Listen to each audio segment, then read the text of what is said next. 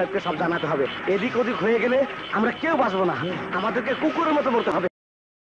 সর্বনাশ হয়ে গেছে। রমজান সর্দার আপনার অবৈধ অস্ত্র ব্যবসার কথা পুলিশকে জানানোর জন্য থানার দিকে ছুটে যাচ্ছে। এখন কি হবে বস? কিছুই হবে না, রমজান বোকা, তাই আজরায়েলের কাছে ছুটে যাচ্ছে। শোনো, তোমরা অস্ত্রগুলো জায়গা মতো রেখে দাও, আমি ওসিকে এখান থেকে টেলিফোন করে দিচ্ছি।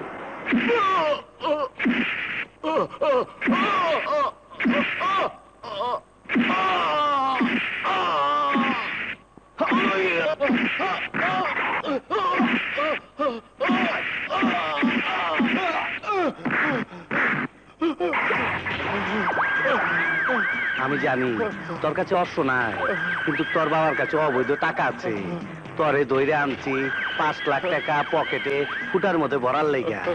তোর বাবে টাকা নিয়ে আসলেই তোরে ছেড়ে দেবো, আর যদি না আসে তাইলে এমন একটা কেস সামলায় দিব, সারা জীবন লাল দালানের ভাত খাইতে হইব।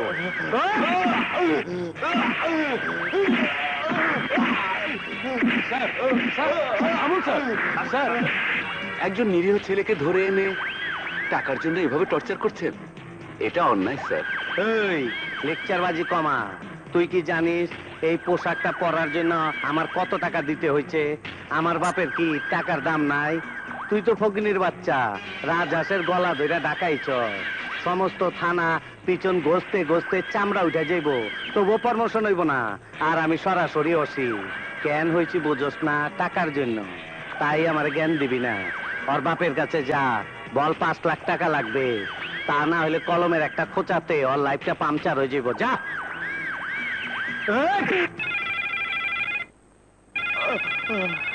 এই খারাপ, এই টেলিফোনের কাছে যাবি না। শব্দ শুনে বুঝছি ওজনালা টেলিফোন। তুই তোর কাজে যা।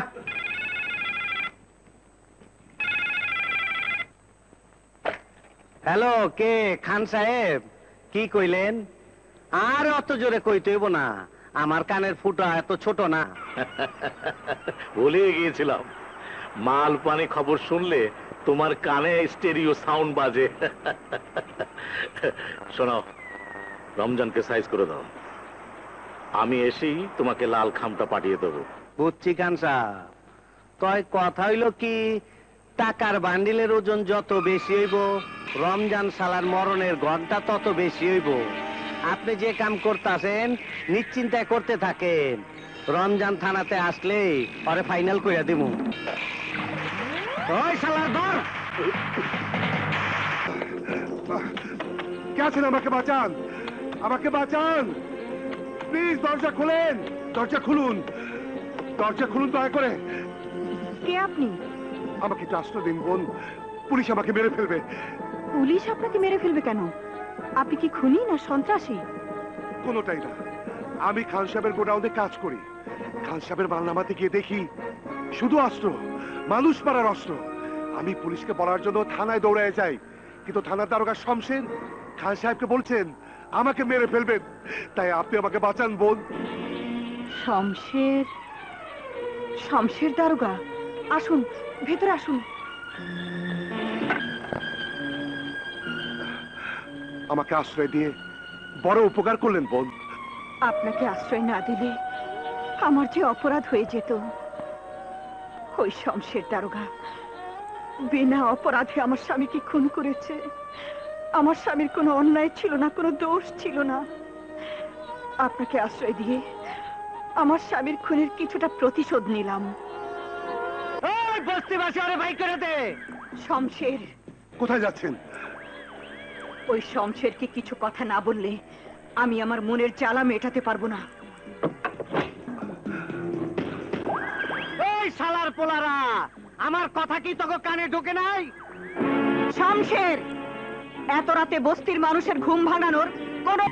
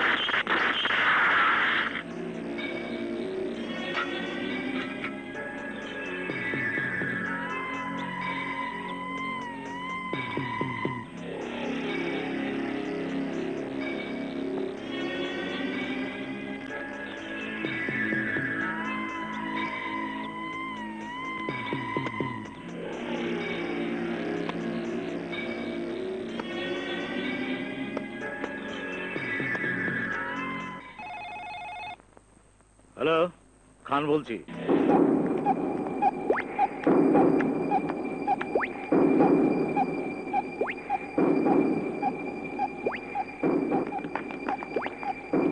কে এই রবি? আমার লক্ষ লক্ষ টাকা ব্যাংক ডাকাতি করে নিয়ে গেল। আমি ওকে 24 ঘন্টার মধ্যে পুলিশ কাস্টডিতে দেখতে চাই।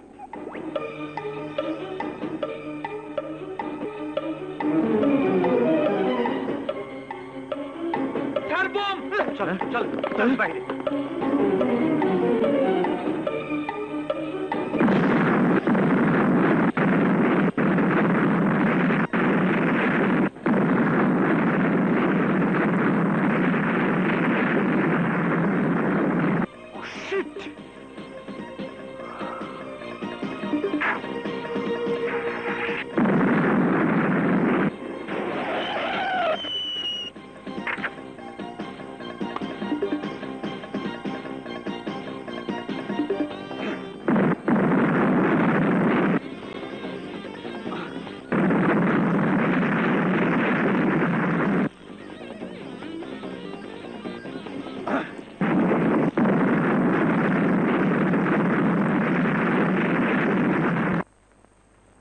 হ্যাঁ, জানতেই হবে। ওই রবি নামের ক্যাডারের ঠিকানা আমাকে জানতেই হবে।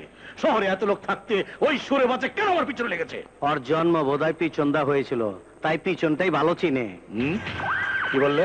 কে না মানি খান সাহেব, সব সময় উত্তেজিত হইয়া সব কাজ করা যায় না। আপনি কি মনে করেন পুলিশের চোখ ফাঁকি দিয়ে ওই শালার পো বাঁচতে পারবো? পারবে না। খান সাহেব, আমার নাম শমশের। শয়তান ঠিক করা আমার কাজ। আমি ওদের ঠিকই খুঁজে বের করব। আমি ওর জীবনের মরণের ঘন্টা বাজায় দিব। বাজাচ্ছ না কেন? বাজাও।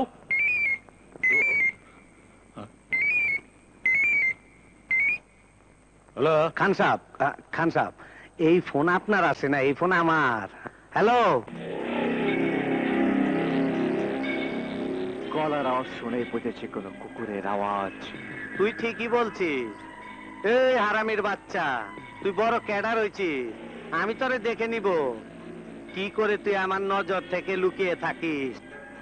এই আইনের পোশাক পরা বেঈমান, আমাকে তোর খুঁজতে হবে না, আমি তোকে খুঁজে নেব। আমি ক্যাডার হয়েছি ওই খান আর তোর জন্যে, তাই আমার জীবনের সবচেয়ে বড় টার্গেট তোরা দুজন। খান সাহেব, একটা কাজ করতে হইব।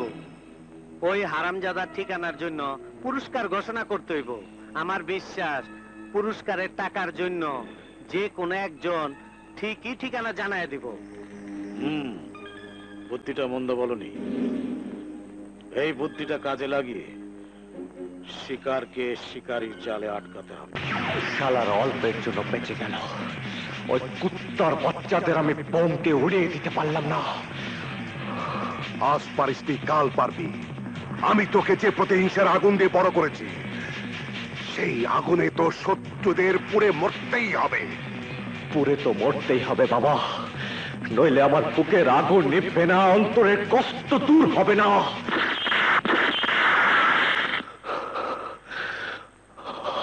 আমার অন্তরের কষ্টটা তুমি ছাড়া কেউ জানে না, কেউ জানে না।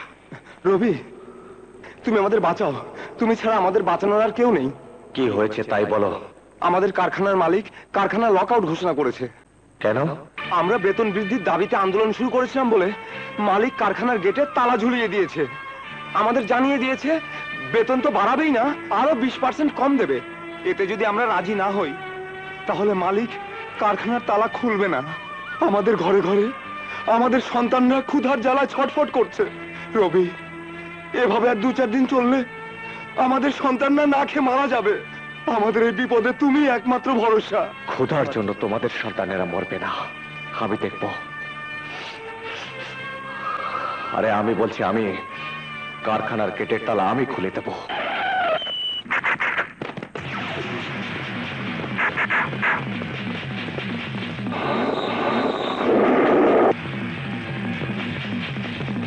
এই তোমরা কারা, কোথায় যাচ্ছ? চুপ!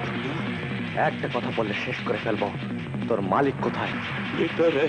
হাট! রবি, তুমি চাঁদা নিতে এসেছো? বলো কত টাকা লাগবে? আমি তোর কাছে চাঁদাবাজি করতে আসিনি, আমি শুধু বলতে এসেছি আগামীকালের মধ্যে কারখানার লক আউট তুলে নিবি, শ্রমিকদের দাবি মেনে নিবি, যে কদিন কারখানা বন্ধ আছে ওই কয়দিনের বেতনের টাকা প্রত্যেক শ্রমিককে দিয়ে দিবি, নইলে আমার পিস্তলের কুলিতে একবার যদি তোর নাম লেখা হয়ে যায় তাহলে কেউ তোকে বাঁচাতে পারবে না। আমি যা বললাম রাজি? রাজি।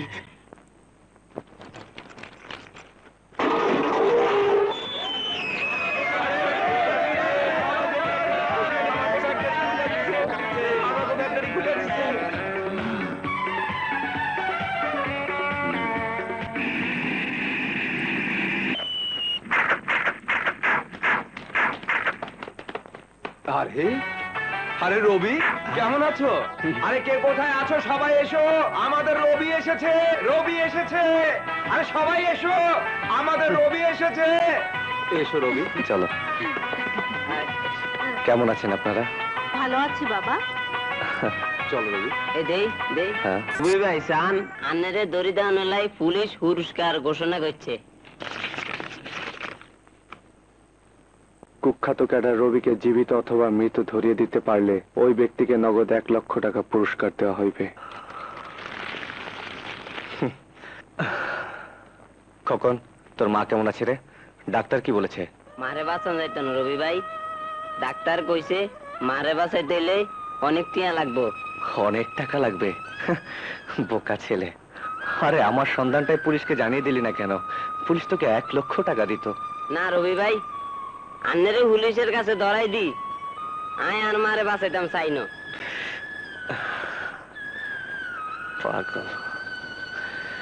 চল। রবিরে পুলিশের কাছে ধরা দিতে পারলে 1 লাখ টাকা পুরস্কার। অবশ্যই তুমি তোমার টাকা পাবে। রবি, এইবার তুই যাবি কই? আমি তোর মরণের ঘড়ির ঘন্টা বাজায় দিব। রবিকে ধরিয়ে দেবার জন্য পুলিশকে টেলিফোন করেছো?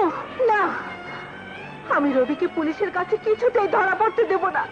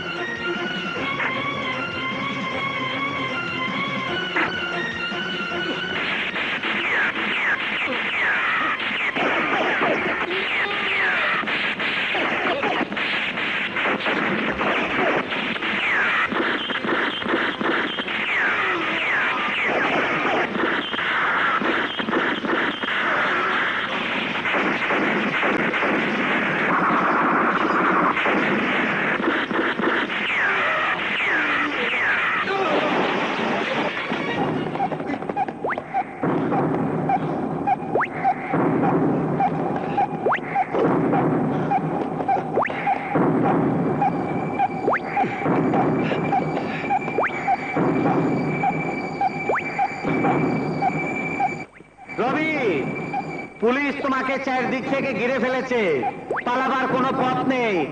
বাঁচতে চাইলে আত্মসমর্পণ করো।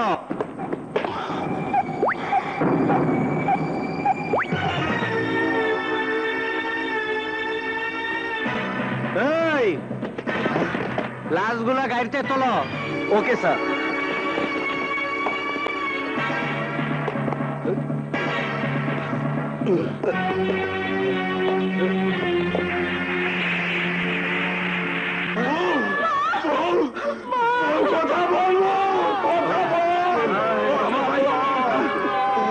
তোমরা আমাকে মেরে ফেলো, তোমরা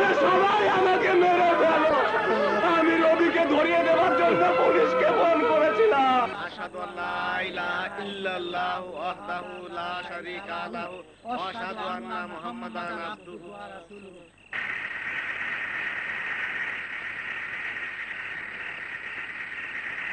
আশহাদু আল্লা ইলাহা ইল্লাল্লাহু ওয়াহদাহু লা শারীকা লাহু ওয়া আশহাদু আন্না মুহাম্মাদান আবদুহু ওয়া রাসূলুহু।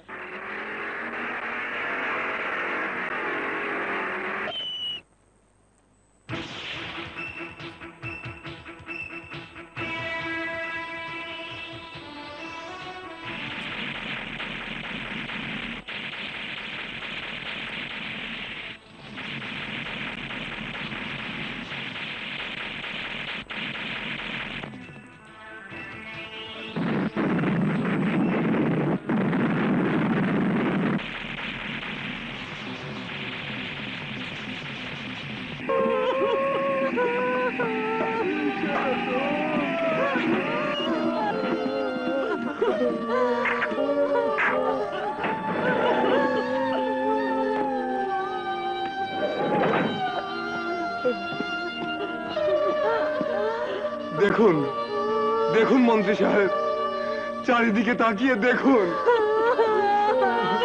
এসব কারা করেছে? আপনার পুলিশ রবিকে গ্রেপ্তার করতে এসে সমস্ত বস্তি তছনছ করে দিয়েছে, অনেক লোককে গুলি করে হত্যা করেছে। এখন বলুন, আপনার কাছে কে সন্ত্রাসী, রবি না আপনার পুলিশ? এইভাবেই সন্ত্রাসীদের জন্ম হয়। আপনার পুলিশের গুলিতে যারা কোনো অন্যায় অপরাধ না করে নির্মমভাবে মারা গেল, তাদের ভাই তাদের বাবা যদি প্রতিশোধ নেবার জন্য হাতে হাতিয়ার তুলে নেয়, এর জন্য আপনি কাকে দায়ী করবেন? বলুন, আপনি কাকে দায়ী করবেন? এই প্রশ্নের জবাবটা এই মুহূর্তে দিতে না পারলেও জবাব আমি দেব। তবে একটা কথা বলে যেতে চাই, তোমাদের এই ক্ষতিপূরণের ব্যবস্থা আমি সরকারের পক্ষ থেকে অবশ্যই করব।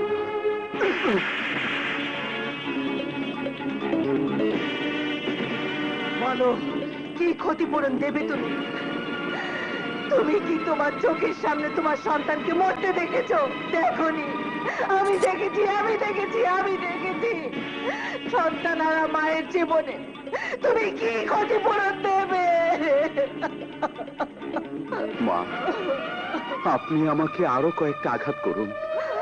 আপনি ঠিকই বলেছেন, আমি এই সন্তানহারা মা বাবাকে কি ক্ষতিপূরণ দেব? বাবারে, আমরা তো সন্ত্রাস করার জন্য সন্তান জন্ম দেইনি।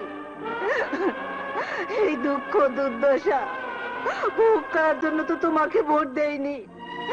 একটু বেঁচে থাকার ঠাঁই আর একটু নিরাপত্তার জন্য তোমাকে ভোট দিয়েছি বাবা।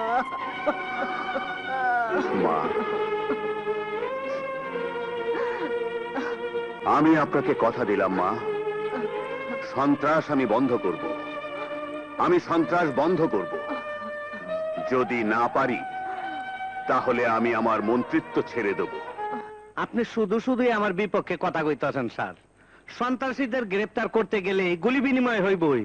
সেই গোলাগুলির ভিতরে 2-4 জন সন্ত্রাসীর বাইরেও যদি কিছু লোক মারা যায়, এতে আমার করার কিছু নাই স্যার। আমি যদি বলি সন্ত্রাসীকে আত্মসমর্পণ করার সুযোগ না দিয়েই তুমি গুলি চালিয়েছো, এ অধিকার তোমাকে কে দিয়েছে?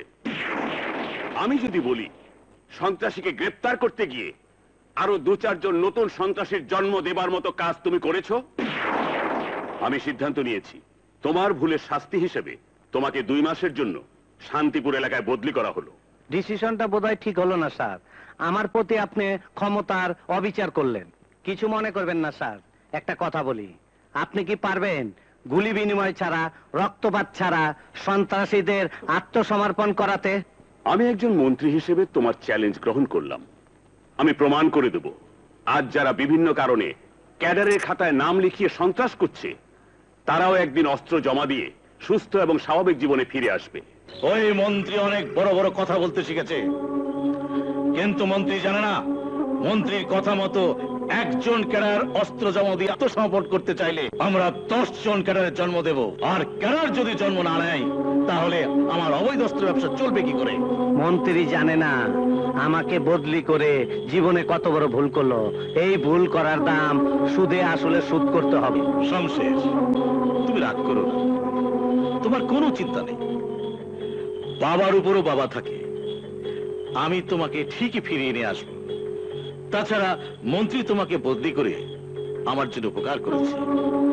যে পথে আমার অস্ত্র আসে ওই জায়গাতেই তোমাকে বদলি করেছে। কাজে তোমার কমিশনের টাকার অঙ্কটা অনেক বেড়ে গেল। আপনি কি মনে করেন আপনি ক্যাডারদের আত্মসমর্পণ করার জন্য যে সাধারণ ক্ষমার সিদ্ধান্ত নিয়েছেন, এই সিদ্ধান্তে ক্যাডাররা সাড়া দেবে? আমার একমাত্র সম্বল বিশ্বাস, তাই আমি আশা করি আমার বিশ্বাসের মূল্য আমি পাবই। আমি আরো আশা করি আমাদের ছেলেরা নষ্ট হয়ে যায়নি, ওরা পুনর্বাসনের সুযোগ পেলেই আবার সুস্থ জীবনে ফিরে আসবে। একটি বিশেষ ঘোষণা, সরকার অবৈধ অস্ত্রধারীদের জন্য সাধারণ ক্ষমা ঘোষণা করেছেন। এই সাধারণ ক্ষমার সময়সীমা আজ 20 জানুয়ারি থেকে 24 জানুয়ারি সন্ধ্যা 6টা পর্যন্ত। সরকার ঘোষণায় বলেছেন, যারা তাদের অবৈধ অস্ত্র নিকটস্থ থানায় জমা দেবেন তাদের জন্য সরকার যোগ্যতা অনুসারে অবশ্যই পুনর্বাসনের দায়িত্বভার গ্রহণ করবেন। এই সময়সীমা উত্তীর্ণ হবার পর সরকার সন্ত্রাসীদের গ্রেফতারের জন্য বিশেষ অভিযান শুরু করবে। এই অভিযানে কোনো সন্ত্রাসীকে দ্বিতীয়বারের মতো ক্ষমা করা হবে না। ঘোষণাটি শেষ হলো। রবি ভাই, আমার মনে হয় সুযোগটা কাজে লাগানো উচিত। কি হবে সন্ত্রাস করে? এই তো গতকাল সুমন, বনি আর নন্দা মারা গেল। আমরা কি পেরেছি ওদের লাশ পুলিশের কাছ থেকে এনে কবর দিতে? পারিনি। বেওয়ারিশ লাশ হিসাবে ওদের কবর হয়েছে। তার মানে এই জীবনের জন্য তোরা সবাই আমাকে দায়ী করছিস? একবার নিজেতে প্রশ্ন কর, কেন তোরা এই জীবনে পা দিয়েছিস? এই তো তুই আমাকে বলেছিলি তোকে বিনা অপরাধে পুলিশ টাকা খেয়ে গ্রেফতার করে 3 বছরের জেল খাটিয়েছিল। তুই বলেছিলি তোর বোনটাকে কলেজ থেকে একটা গুন্ডা মাস্তানের ভাই তুলে নিয়ে গিয়ে নষ্ট করেছিল, অথচ কোনো বিচার না পেয়ে আত্মহত্যা করেছিল। তুই তো বলেছিলি তুই একটা চাকরির জন্য অফিসে ঘুরে যখন করে পথ পাসনি, তখন নিজের পায়ে দাঁড়ানোর জন্য এই লাইনে আসার জন্য আমাকে অনুরোধ করেছিলি। তোরা কি তোদের কথা একটা ভাষণে ভুলে গেলি? আমরা ভুলিনি রবি ভাই, কিন্তু এই জীবনে এসে কি পেয়েছি আমরা? তুমি নিজেকেই প্রশ্ন করো না, তুমি নিজেই বা কি পেয়েছো? প্রতিটি মুহূর্ত আমাদের আতঙ্কে কাটাতে হয়। ঠিক আছে, সমস্ত আতঙ্ক, সমস্ত ভয় সবকিছু আমার জন্য থাক। আমি তোদের সবাইকে মুক্ত করে দিলাম। তোরা আত্মসমর্পণ কর, সুন্দর জীবনে ফিরে যা। আমি তোদেরকে কিছুই বলবো না। শুধুমাত্র আমার আত্মসমর্পণ করার সময় এখনো হয়নি। রবি, যদি তুই মনে করিস সেদিনের ভুলটা আমার ছিল আর সে বোঝা তোর উপর চাপিয়ে দিয়েছি, তাহলে তুইও আত্মসমর্পণ কর। তোর মা, বাবা, বোনের খুনির উপর প্রতিশোধটা আমি একাই দেব। আমি আত্মসমর্পণ করব না। বাবা, মা, বোনের মৃত্যু দৃশ্য কোনো কিছুর বিনিময় আমি ভুলে থাকতে পারবো না। তুমি শুধুমাত্র আমার জন্য একটা কাজ করে দাও। আপাতত এই শহরের বাইরে কিছুদিন থাকার একটা ব্যবস্থা করে দাও। ঠিক আছে, আমি তোর জন্য একটা নিরাপদ জায়গার ব্যবস্থা করে দেবো। তুই তো লম্বা চুলগুলো আপাতত কেটে ফেল।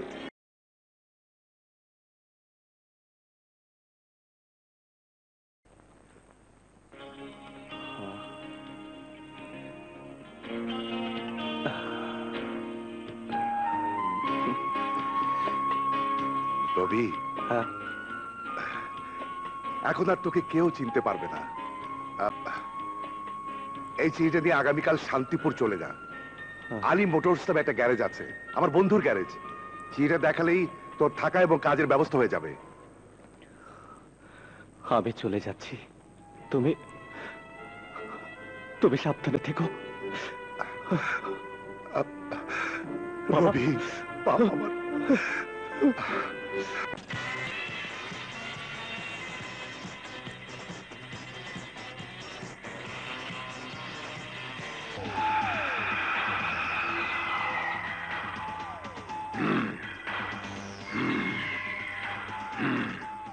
বাহ বাহ বাহ বাহ! এই, আর কেউ না জানলেও তুই তো জানিস আমি এই এলাকার দাদা ভাইয়ের ছোট ভাই। তুই আমার পরিচয় জানার পরও তোর সাহস হলো কি করে কবিতাকে তোর ভালোবাসার কথা বলতে? তোর মতো লোফারের কাছ থেকে পারমিশন নিয়ে আমাকে কি ভালোবাসার কথা বলতে হবে? কবিতা আমার ছোটবেলার বন্ধু। কবিতাকে আমি ভালোবাসি আর বিয়ে করি, তাতে তোর কি আসে যায়? এই কবিতাকে আমি চাই, আমি আমার পছন্দের জিনিসে কেউ ভাগ বসাবে আমি পছন্দ করি না, তুইও পারবি না। এই গিরিঙ্গি, আমার পরিচয়টা দিয়ে দে, যা।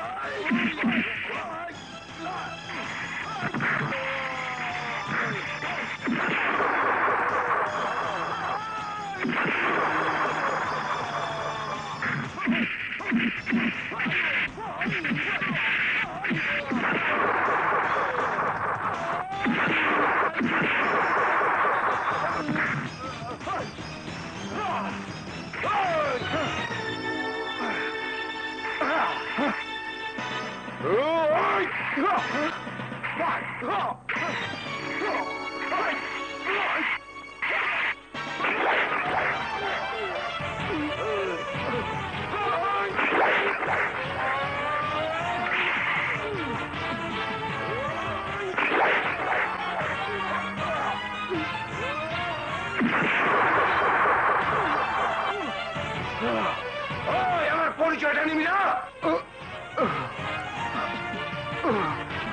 এই পালিয়ে যাচ্ছে, ধর সরকে, ধর।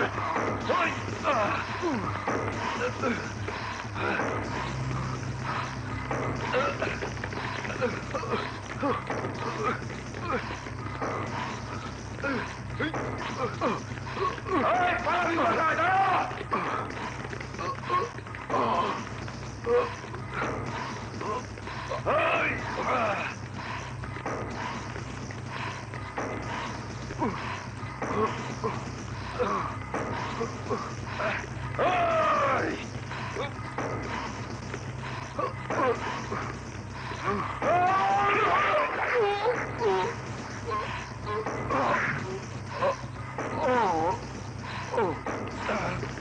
দাঁড়া।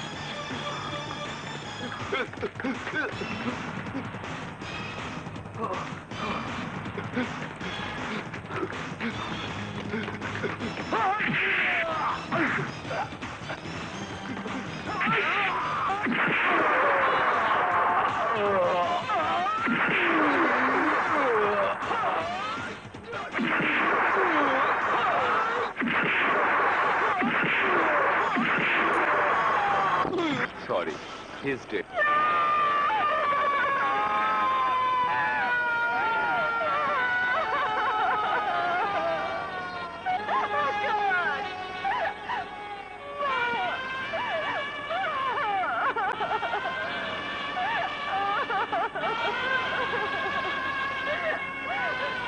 না কবিতা না, আমার আকাশ মরতে পারে না। আকাশই যে আমার বেঁচে থাকার একমাত্র অবলম্বন, তাই আমার বুক থেকে আকাশকে খোদা কেড়ে নিতে পারে না।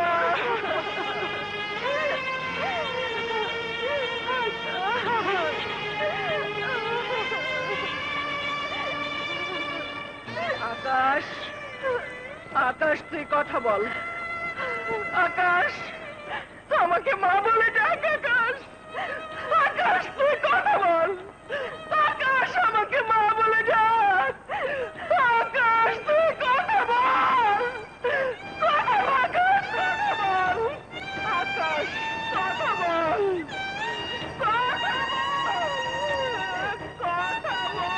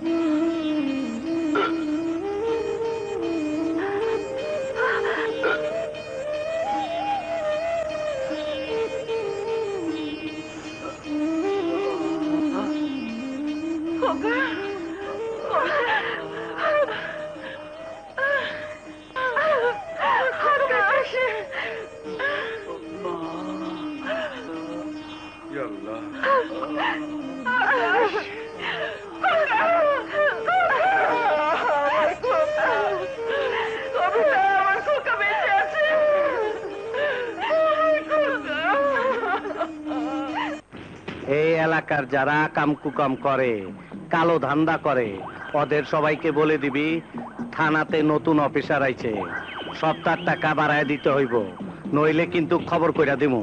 স্যার আসতে কোন, হাসান সাহেব শুনলে অসুবিধা হইব। আর রাখ তোর হাসান না ফাসান, আমি হইলাম এই থানার ওসি, আমার ক্ষমতায় সবচেয়ে বড় ক্ষমতা। তা ঠিক কইছে স্যার। আমার কথা হইলে একটাই, সপ্তাহে আমি 2 লাখ করে টাকা চাই।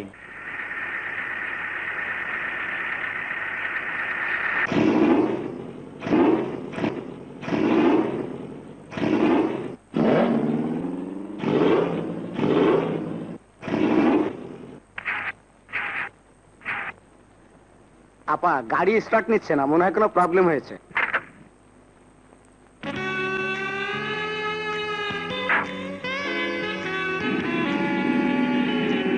Stop stop please stop stop.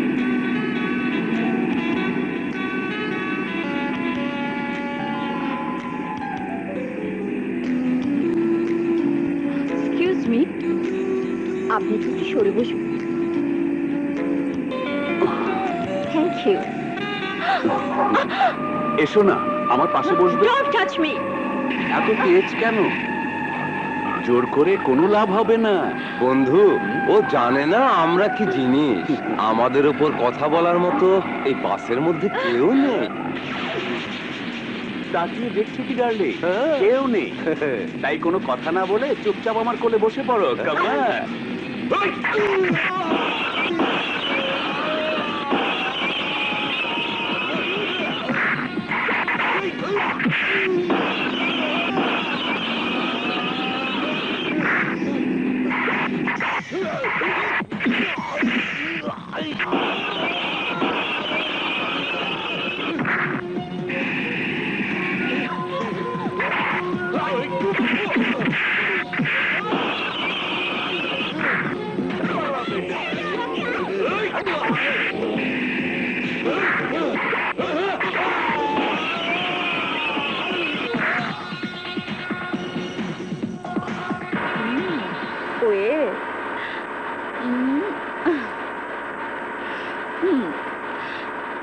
Wonderful, তুমি তো দেখছি একাই 100। ওয়ে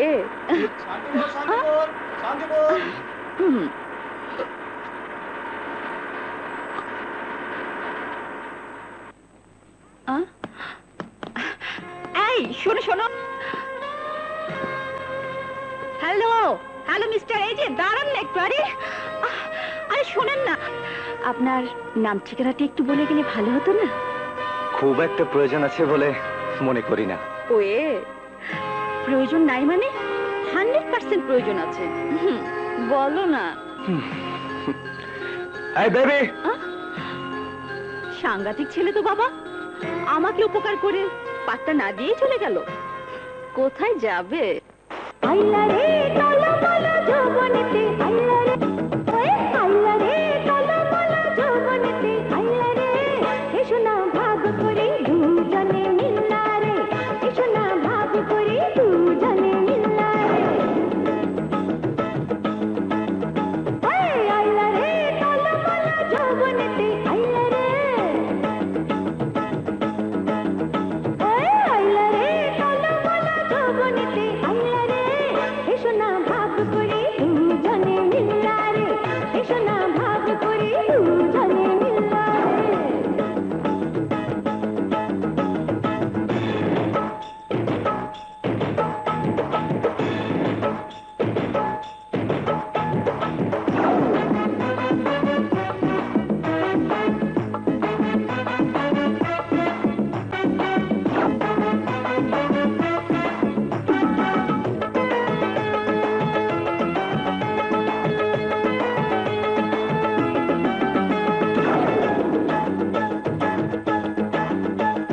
নাচেরে থমক দেখে লাগবে যে চমক চোখে,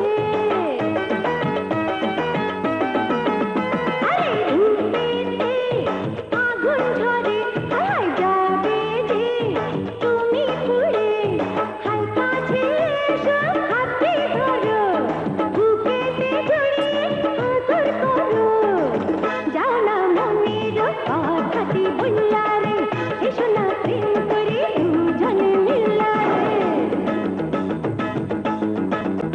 ওয়ে আইলা রে টলমল যৌবনেতে, আইলা রে এসো না ভাগ করে দুজনে মিল্লা রে, এসো না ভাগ করে দুজনে মিল্লা রে।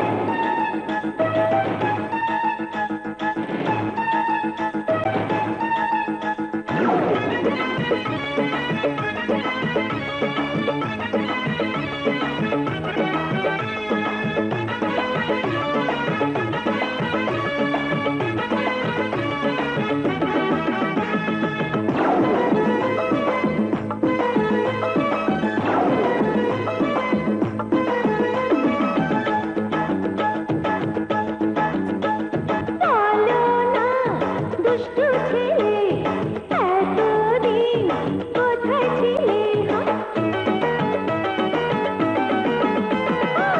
আমারই হবে বলে তুমি কি দেখা দিলে? আজ থেকে তুমি বন্ধু হলে, মনটা কি চুরি করে নিলে? দাও না রসের দরিয়া ঢাইলা রে, এসো না প্রেম করে দুজনে মিল্লা রে। ওয়ে আইলা রে টলমল যৌবনেতে, আইলা রে এসো না ভাগ করে দুজনে মিল্লা রে, এসো না ভাগ করে দুজনে মিল্লা রে।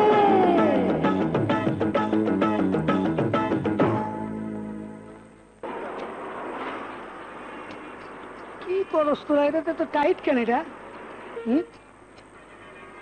এই যে ভাই শুনুন, এখানে আজিজ চাচাকে বলুন তো। কি প্রয়োজন? আমি ওনার কাছে একটা কাজের জন্য এসেছি। কাজ চাইলে কি আর কাজ পাওয়া যায়? মোটর গ্যারেজে কাজ করতে হলে অভিজ্ঞতা লাগে।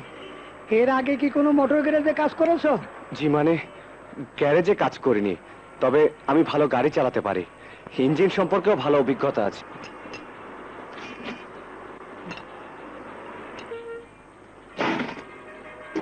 আর কোনো কিছুর অভিজ্ঞতা নেই? যেমন মারামারি, মাস্তানি, রংবাজি, কুম্ফু কেরাতি? ভয় পেয়ে গেলে?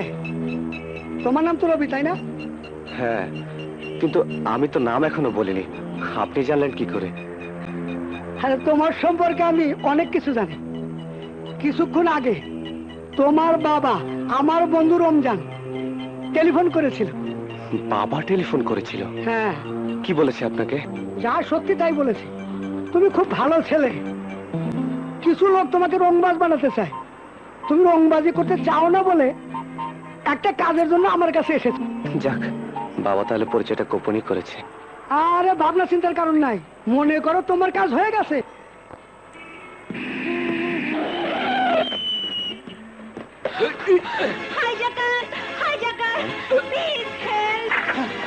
কি হয়েছে আপনার? আমার ব্যাগ। Follow me! থামো বলছি!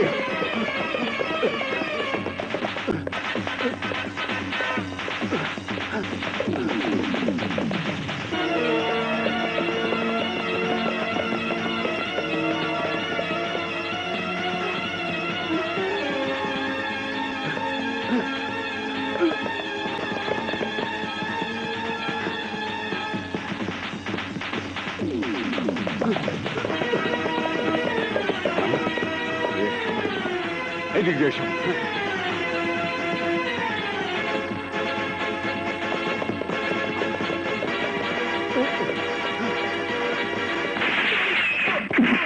ওই, তোর এত বড় সাহস! স্যার, আমাকে মারবেন না, বিশ্বাস করুন। আঙ্কেল, আমি হাইজ্যাকার না। আঙ্কেল, ওর কথা বিশ্বাস করবেন না। এই যে আমার ব্যাগটা খুলে দেখুন, এর ভেতরে 2000 টাকা আছে। বিশ্বাস করুন, আমি হাইজ্যাকার না। আমার মা অসুস্থ হয়ে হাসপাতালে, ওষুধ কেনার টাকা নেই। অনেকের কাছে ধার চেয়েছি, কেউ দেয়নি, তাই বাধ্য হয়ে এই প্রথম। ওষুধের দাম কত? প্রায় 500 টাকা।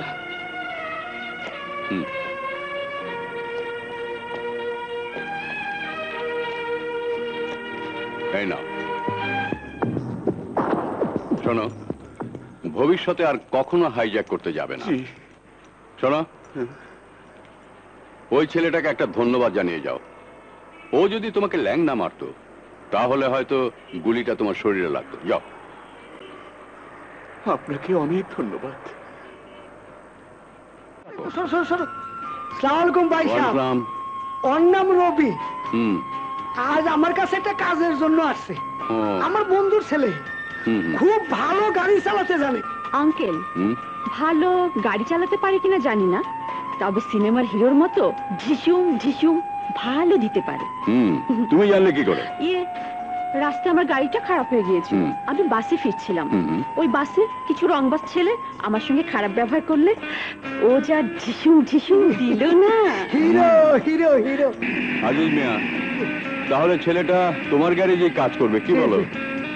কাজ তো করবে ভাই সাহেব, কিন্তু আমি তো থাকি আপনার বাড়িতে। এখন ওরা কোথায় রাখি বলুন তো? কেন, তুমি যেখানে থাকো সেখানেই থাকবে। আচ্ছা। দেখে তো মনে হয় ছেলেটা ভালোই। তুমি যখন বললে ভালো গাড়ি চালাতে জানে, তখন না হয় তোমার এখানে কাজ করার ফাঁকে ফাঁকে আমার মেয়ে কবিতাকে কলেজে দিয়ে আসবে, নিয়ে আসবে।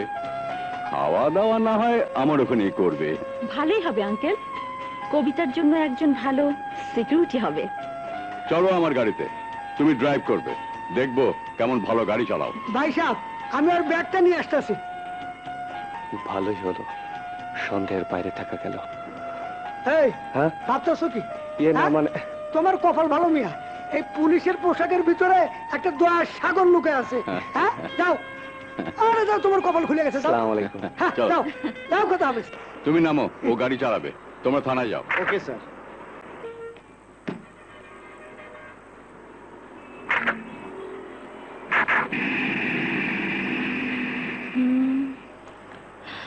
নাজমা, কবিতা,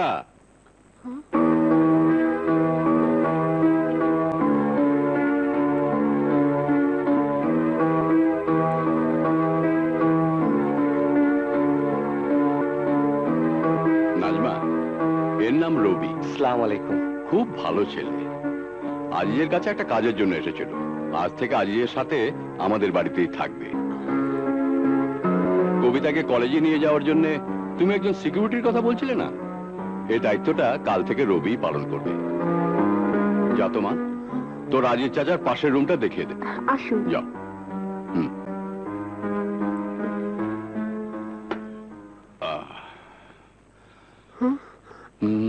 আচ্ছা বলো তো, তোমাকে পুলিশের চাকরি করতে কে বলেছে? কেন? এই জন্যই বললাম, একটা ছেলেকে না জেনে না শুনে হুট করে বাড়িতে নিয়ে এলে। আচ্ছা, তোমার কি বুদ্ধি শুদ্ধি লোপ পেয়েছে? মেয়েটা এখন বড় হয়েছে। তুমি কি বলতে চাও ছেলেটার কোনো অসৎ উদ্দেশ্য থাকতে পারে? আরে, এই পুলিশের চোখ জোড়া ভালো আর মন্দ চিনতে ভুল করে না।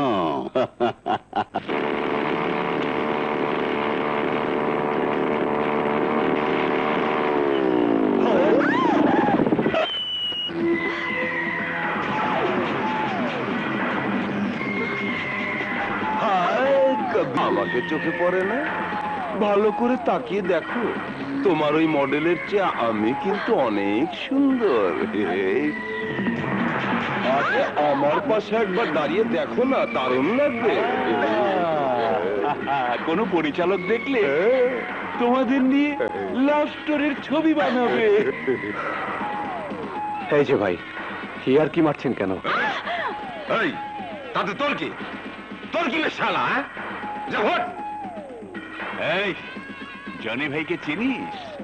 জনি ভাই হলো এই এলাকার দাদা ভাইয়ের একমাত্র আদরের ছোট ভাই।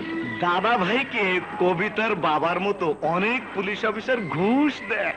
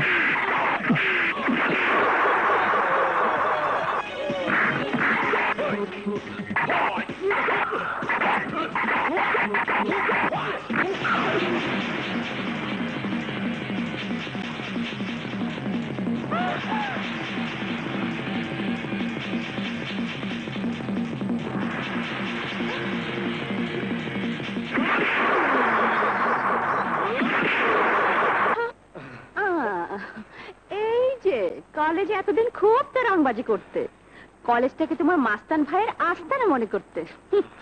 আজকে বুঝতে পেরেছো বাবার উপরেও বাবা থাকে।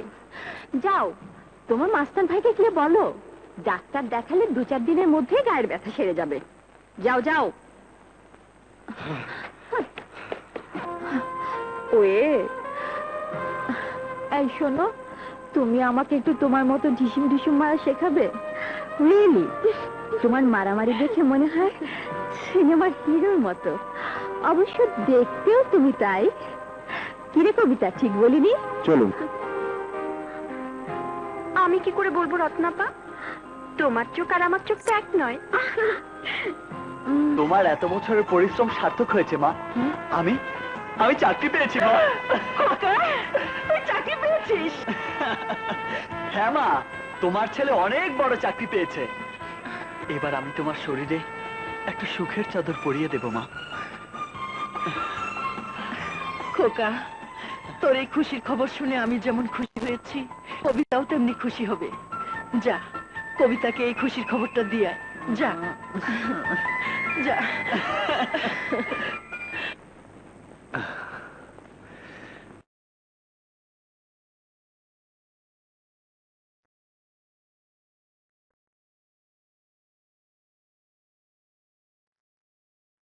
দেখি আপনার হাতটা।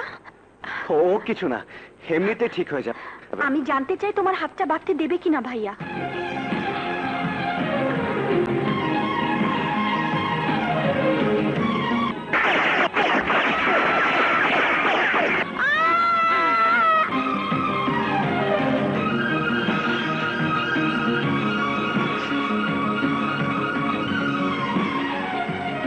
তোমার চোখে পানি? নিশ্চয় আমি ভাইয়া ডাকাতে তোমার বোনের কথা মনে পড়েছে।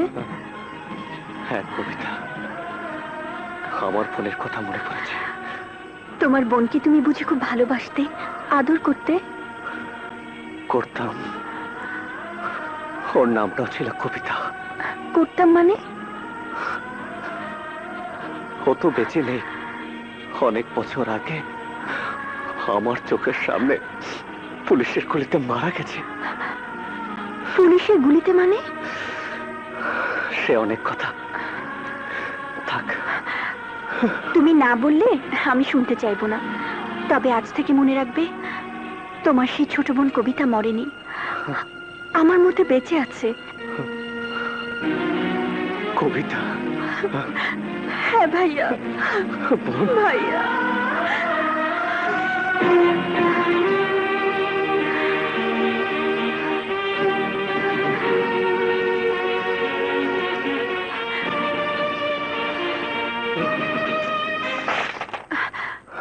বাহ বাহ বাহ বাহ, এই সুন্দর দৃশ্যটার কোনো তুলনা হয় না।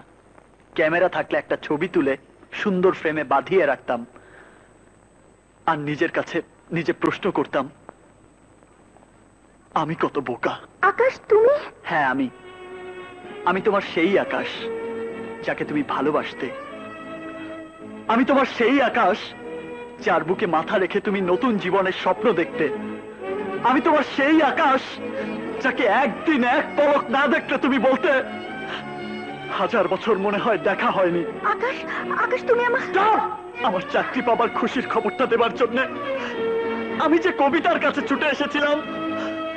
আমি যদি জানতাম আমার কবিতা আর আমার নেই, যদি জানতাম আমার প্রেমের ছন্দ পতন ঘটেছে, তাহলে এই মুহূর্তে তোমার কাছে এসে তোমাদের এই সুন্দর ইমোশনটাকে নষ্ট করতাম না।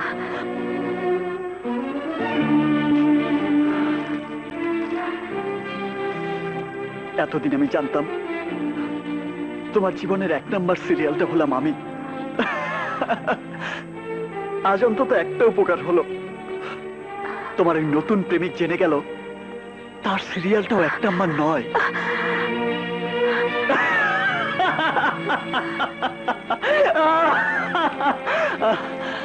সত্যি তুমি এত সুন্দর করে একসাথে দুজনকে নিয়ে প্রেমের খেলা খেলতে পারো, এই সত্যটা আমার জানা ছিল না। শোনো কবিতা, প্রেম হলো পবিত্র। প্রেম কখনো বারবার একজন থেকে আরেকজনকে দান করা যায় না। কিন্তু তুমি আমার ভালোবাসা আরেকজনকে দান করে ভাবতে পারো তুমি এক বিশ্ব প্রেমিকা। কিন্তু আমি বলবো, কাউকে ভালোবাসার মতো মন তোমার নেই। আকাশ, আকাশ তুমি পাগলের মতো এসব কি বলছো? এরপরও তুমি প্রশ্ন করছো? ভালোই করলে কবিতা, আমার সত্যিকারের ভালোবাসাকে অপমান করে তুমি আবার প্রমাণ করে দিলে তেল আর পানি কখনো মেশে না। তুমি আবার প্রমাণ করে দিলে ধনী আর গরিবের ভালোবাসা ক্ষণিকের আবেগের কিছু কথা মাত্র।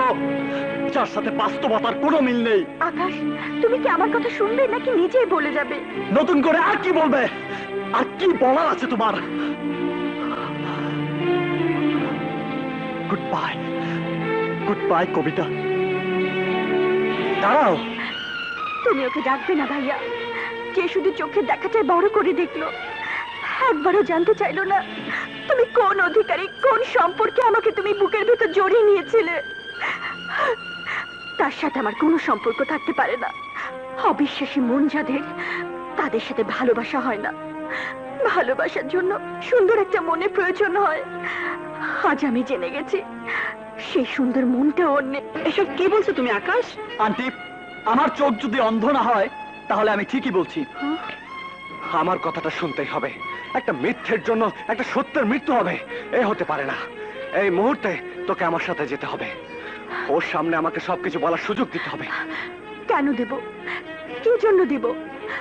আকাশ যদি আমাকে ভুল বুঝে চলে যেতে পারে, তাহলে আমিও আকাশকে ভুলে গিয়ে নতুন করে বাঁচতে পারবো। আমার জীবনে আকাশকে কোনো প্রয়োজন নেই ভাইয়া, কোনো প্রয়োজন নেই। তোর এত বড় সাহস, আমার মেয়েকে দুদিনের মধ্যে ভালোবাসার জালে আটকাতে চাস?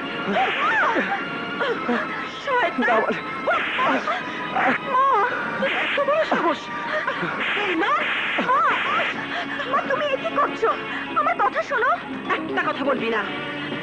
আমি ওকে আজ ঘাট ধরে বাড়ি থেকে বের করে দেবো। যা, বেরিয়ে যা।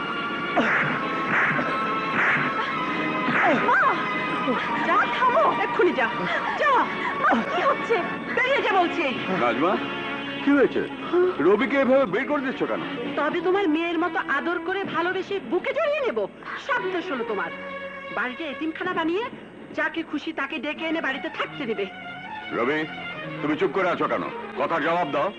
বলো, কাউকে বিশ্বাস করে বাড়িতে আশ্রয় দাও কি অপরাধ? আমি তোমাকে বিশ্বাস করেছিলাম। বলো, তুমি আমার বিশ্বাসের দাম না দিয়ে কি এমন অবিশ্বাসের মতো কাজ করেছো? আমি বলছি বাবা, তুই চুপ কর। কেন চুপ করবো? শোনো বাবা, একজন বোনহারা ভাই আমাকে ছোট বোন মনে করে আমাকে বুকে জড়িয়ে আদর করতে চেয়েছিল, ভালোবাসতে চেয়েছিল। এই আদর করা, এই ভালোবাসা কি অনেক বড় অপরাধ মা?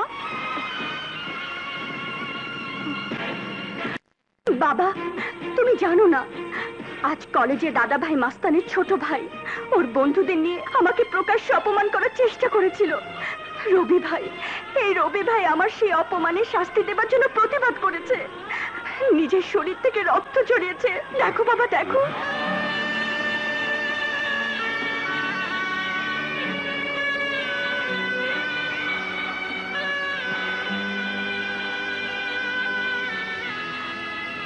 যে ভুলটা আকাশ করলো, সেই একই ভুল তুমিও করলে মা।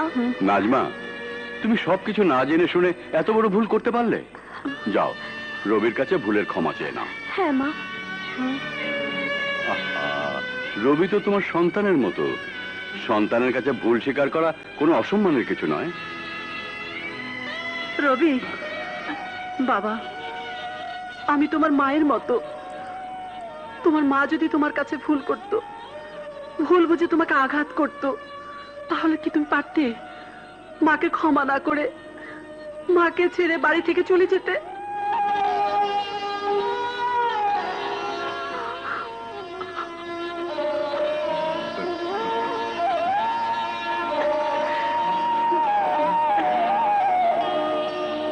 আমাকে তুমি তোমার নিজের মা মনে করে ক্ষমা করে দাও বাবা, ক্ষমা করে দাও।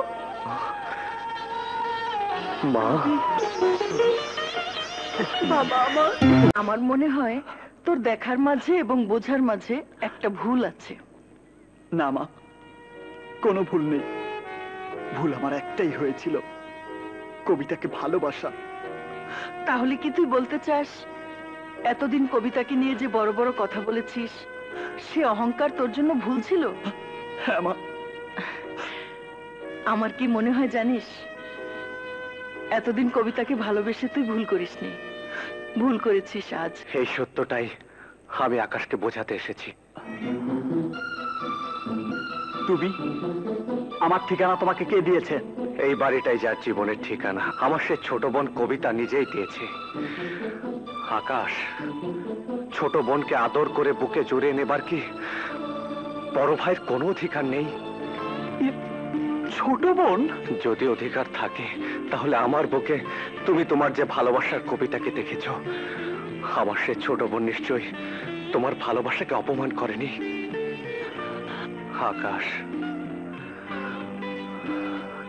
কবিতার প্রতি তোমার এত দুর্বল বিশ্বাস আমাকে যতটুকু দুঃখ না দিয়েছে, কবিতাকে যতটুকু কষ্ট না দিয়েছে, তার চেয়ে অনেক বেশি আমাকে অবাক করে দিয়েছে। কি হলো, চুপ করে আছিস কেন? এখন কিছু বল। যাও, কবিতার কাছে যাও। কাঁদিয়ে এসেছো, এবার আদর করে চোখের পানি মুছে দাও। যাও।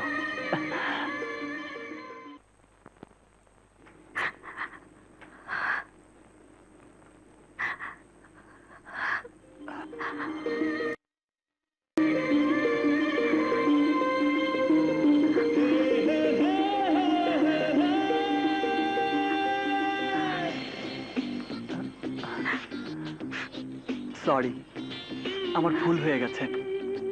এমন ভুল আর কোনোদিন হবে না। বললাম তো সরি। সরি।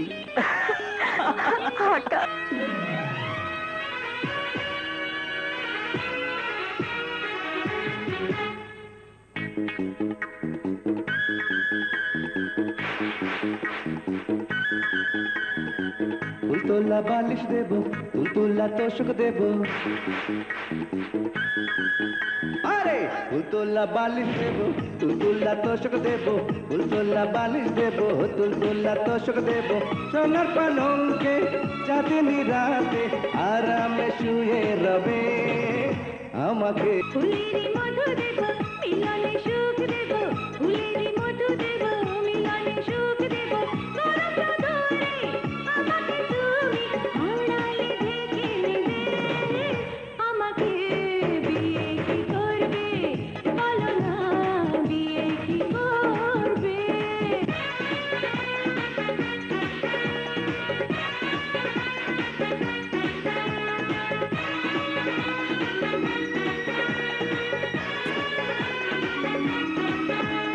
গুলশানে দেব পাঁচতলা বাড়ি, দেব যে ঝকঝক লাল একটা গাড়ি,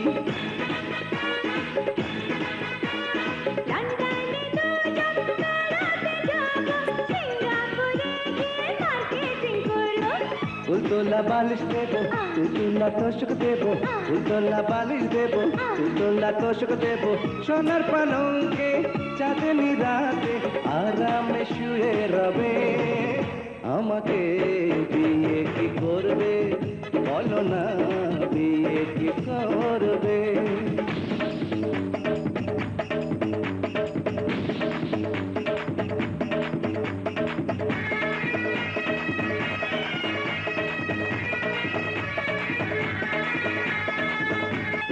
সকালে সন্ধ্যা সারা রাত ধরে দেব যে প্রেমের আদর তোমারে,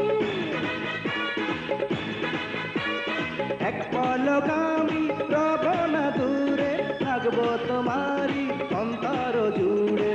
ফুলের মধু দেব, মিলনে সুখ দেব, ফুলের মধু দেব, মিলনে সুখ দেব, গরম ধরে আমাকে তুমি আড়ালে ঢেকে নেবে, আমাকে বিয়ে কি করবে বলো না, বিয়ে কি করবে?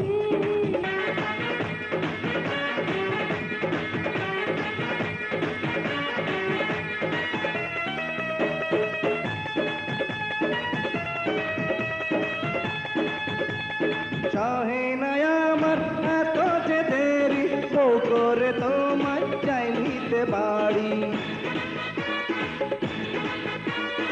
আমিও রাজি, তুমিও রাজি, চলো তাড়াতাড়ি করি একটা কাজী। তুলতুল্লা বালিশ দেব, তুলতুল্লা তোষক দেব, তুলতুল্লা বালিশ দেব, তুলতুল্লা তোষক দেব, সোনার পালঙ্কে চাঁদনি রাতে আরামে শুয়ে রবে আমাকে বিয়ে কি করবে বলো না, বিয়ে কি করবে? ফুলের মধু দেব,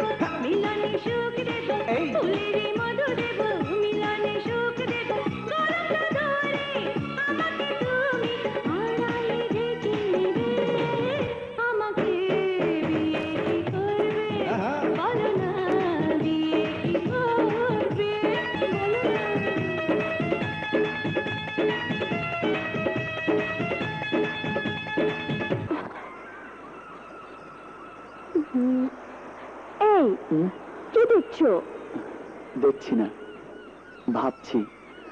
কবিতা, আমাদের সবার মন যদি এরকম সাগরের মতো বড় হতো তাহলে কি হতো? কি হতো এত কিছু বলতে পারবো না, শুধু বলতে পারবো রবি ভাইকে নিয়ে তুমি আমাকে যে ভুল বুঝেছিলে, এই ভুল বোঝার মানসিকতা তোমার মাঝে জন্ম নিত না। কথা জিজ্ঞেস করার সাথে সাথে চান্সটা নিয়ে নিলে। বাঙালির স্বভাব, সুযোগ পেলেই সুযোগের সদ্ব্যবহার করতে চায়। তাহলে এই নির্জন সাগর পাড়ে আমিও সুযোগের সদ্ব্যবহার করি। কিসের সুযোগ দেখতে চাও?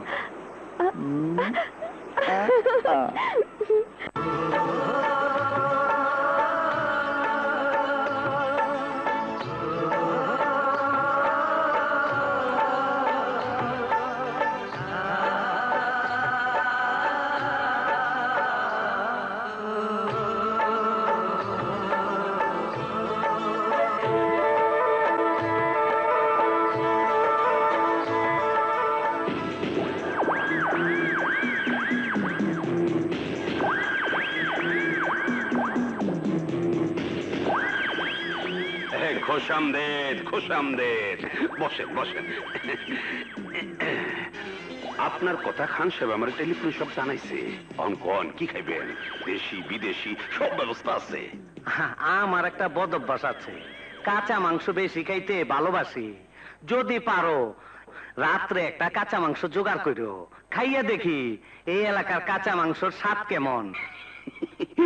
যখন বলে ফেলছেন তখন তো একটা ব্যবস্থা করতেই হইব। অনকন কোন ধরনের কাঁচা মাংস খাইবেন? এই এলাকাতে অনেক রকম কাঁচা মাংস পাওয়া যায়, একদম মাটির গন্ধ। আরে এক রকমের হইলেই চলবো, তবে যার মাংস খাবো ওই জিনিসখানা একটু কচি হইলে ভালো হয়।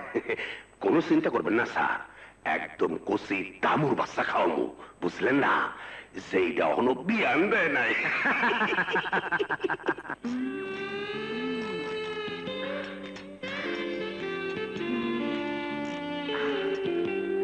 এই, তুমি ভালো ইঞ্জিন ঠিক করতে পারো?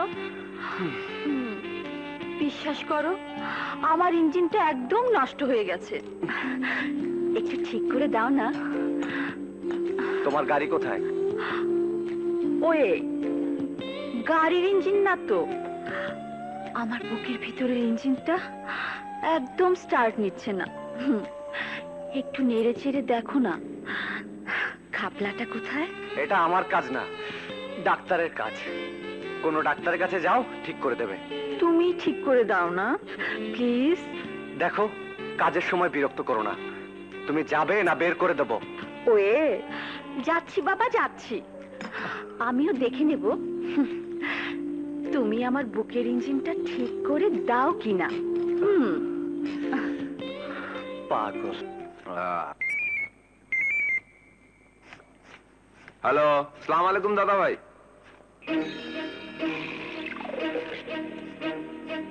ঠিক আছে দাদা ভাই, আমরা সব ব্যবস্থা করছি।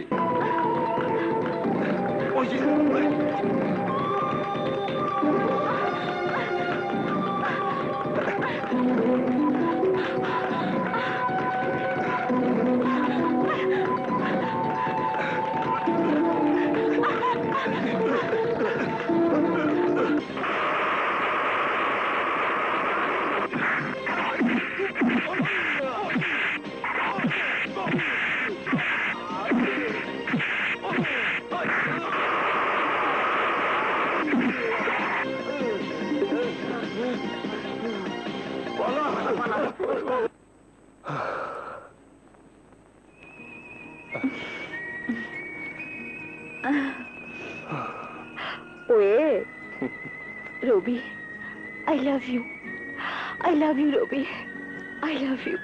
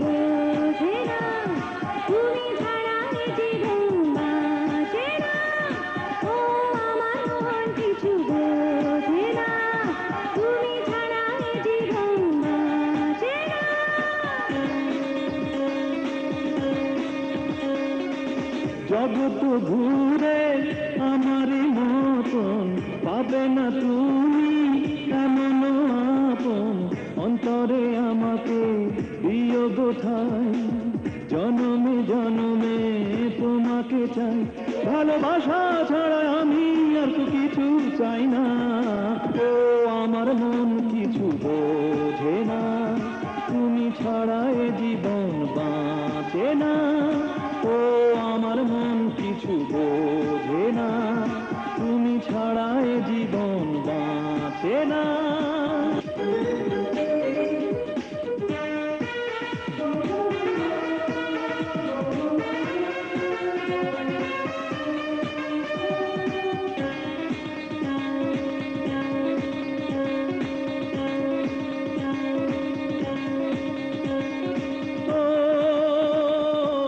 তোমারই কারণে আমি ধন্য ওগো আমি ধন্য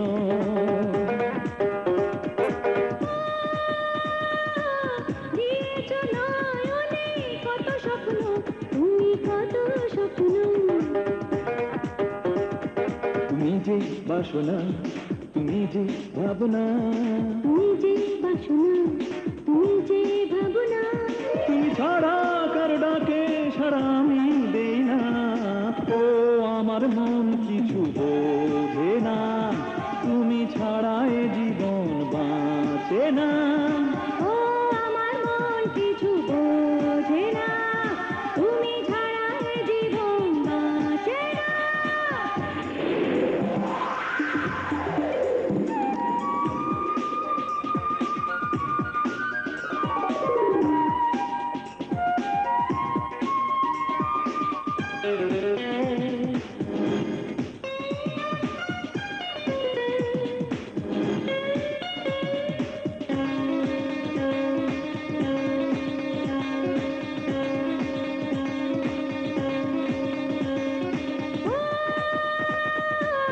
তোমারই নামেতে আমি অন্ধ যেন আমি অন্ধ ও খুঁজি না প্রেমেতে ভালো মন্দ কোনো ভালো মন্দ দুজনে অচেনা কখনো হব না দুজনে অচেনা কখনো হব না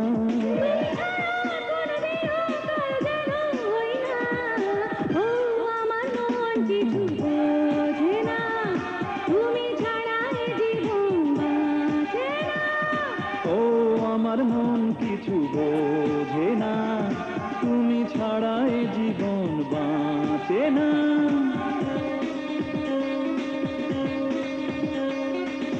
জগৎ ঘুরে আমারই মতন পাবে না তুমি এমন আপন অন্তরে আমাকে বিয়োগ ঠাই জনমে জনমে তোমাকে চাই ভালোবাসা ছাড়া আমি আর তো কিছু চাই না ও আমার মন কিছু বোঝে না তুমি ছাড়া এ জীবন বাঁচে না ও আমার মন কিছু বোঝে না তুমি ছাড়া এ জীবন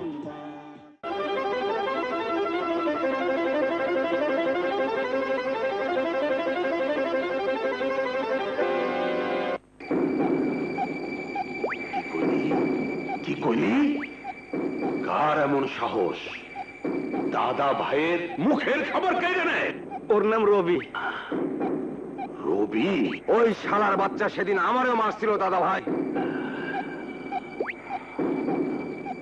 তোরে মারছিল দাদা ভাইয়ের ভাইরে মারছিল এই কথাটা আমার আগে বলস নাই কেন আমার আগে বলস নাই কেন বলস নাই কেন বলস নাই কেন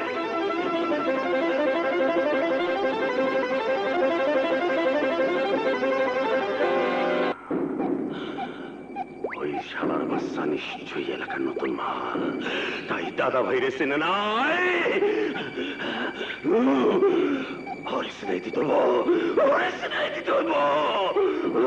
কি নাম বললা? রবি?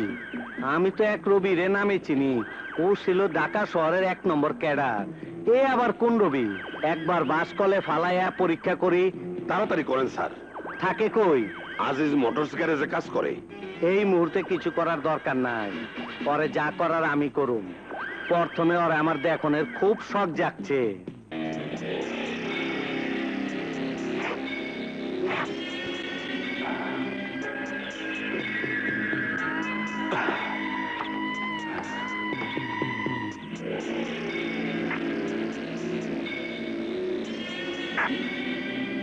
ভাইয়া, হ্যাঁ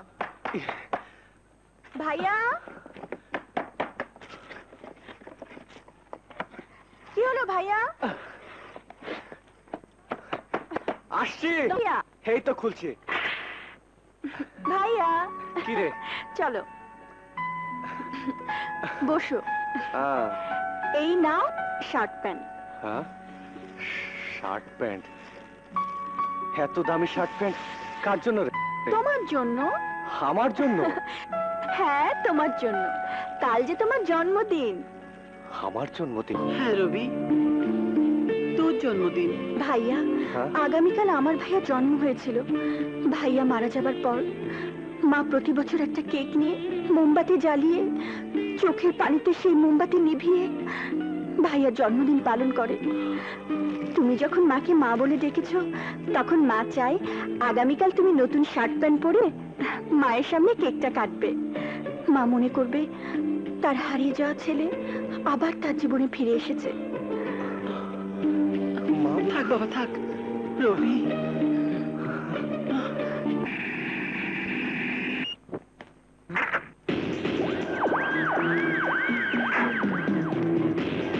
স্যার, স্যার গাড়ির কোনো কিছু ঠিক করবেন? এই রবি কোথায়? রবির আমার খুব দরকার। স্যার, রবি কাজ করে এখানে, কিন্তু থাকে এসে হাসান সাহেবের বাসায়। কোনো প্রয়োজন হলে ওনার বাসায় যান। আচ্ছা। লেডিস অ্যান্ড জেন্টলম্যান, আজ আমার ছেলের জন্মদিন। আজ এই দিনটাতে মনে হচ্ছে আমার ছেলে মারা যায়নি, কিছুদিনের জন্য আমাদের জীবন থেকে হারিয়ে গিয়েছিল মাত্র। রবি আমাদের সন্তান হয়ে আমাদের জীবনে আবার ফিরে এসেছে। তাই আমার এই খুশির দিনে আমি আরো একটা খুশির সংবাদ ঘোষণা করতে চাই। এই খুশির সংবাদটা হলো, আকাশের সাথে আমার মেয়ে কবিতার বিয়ের দিন ঘোষণা। আকাশ আমার বন্ধুর ছেলে। ওর বাবাকে আমি কথা দিয়েছিলাম আকাশের সাথে কবিতার বিয়ে দেব। আজ আমার বন্ধু বেঁচে নেই, কিন্তু আমার ওয়াদার কথা আমি ভুলে যাইনি। এ মাসের 20 তারিখে আকাশের সাথে কবিতার বিয়ের দিন ঘোষণা করছি।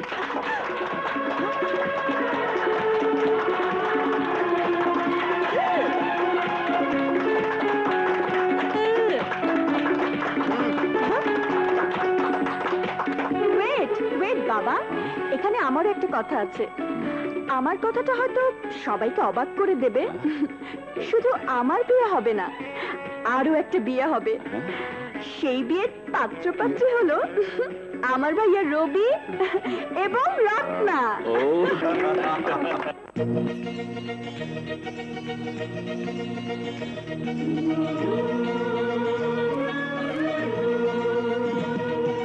কিছু কিছু আশা, কিছু ভালোবাসা, কিছু কিছু আশা, কিছু ভালোবাসা, কিছু স্বপ্ন নিয়ে বেঁচে থাকা, এই তো জীবন, সবার জীবন, এই তো জীবন, এই তো জীবন, সবার জীবন, এই তো জীবন।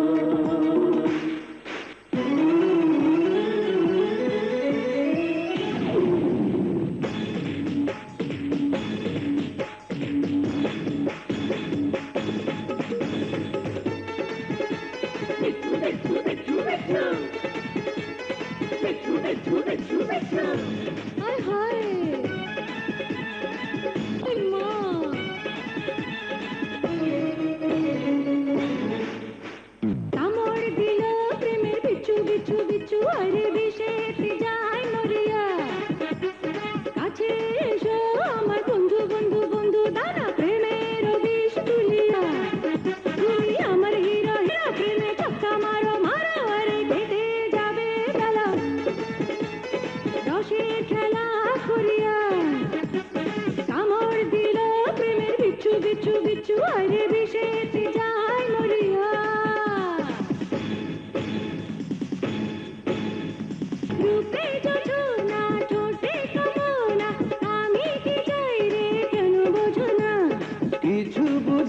না, কিছু জানি না, তোমাকে পেয়ে আমি দিবানা।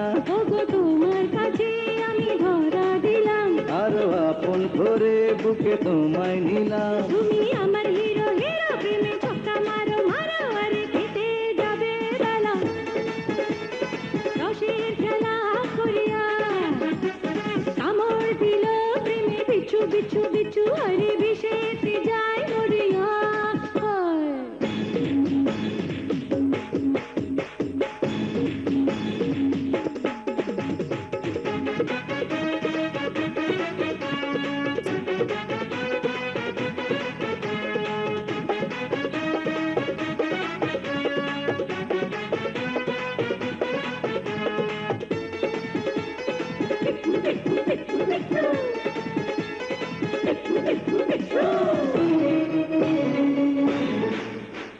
বলো সজনী মনের রানী, কি করে তোমার কাটে রজনী। মরে গরমে পুড়ে আগুনে, তোমাকে ছাড়া থাকি কেমনে। আমি তোমায় নেব চির সাথী করে, আমি কবুল বলে যাব তোমার ঘরে। আমি তোমার হিরো, হিরো প্রেমে ছক্কা মারো, মারো আরে কেটে যাবে বেড়া। রসের খেলা করিয়া কামড় দিল প্রেমে বিছু বিছু বিছু, আরে বিষেতে যায় মরিয়া। কাছে এসো আমার বন্ধু, বন্ধু বন্ধু দেব প্রেমের বিষ তুলিয়া। তুমি আমার হিরো, হিরো প্রেমে ছক্কা মারো, মারো আরে কেটে যাবে বেলা। রসের খেলা করিয়া কামড় দিল প্রেমের বিছু বিছু বিছু, আরে বিষেতে যায় মরিয়া।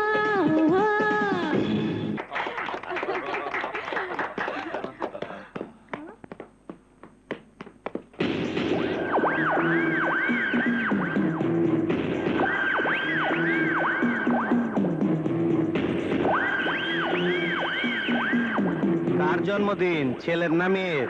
আমার ছেলে রবির জন্মদিন। রবি, এদিকে এসো তো।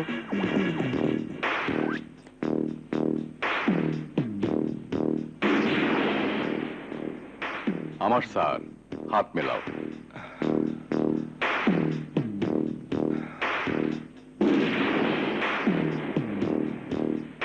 তা কি মনে করে স্যার?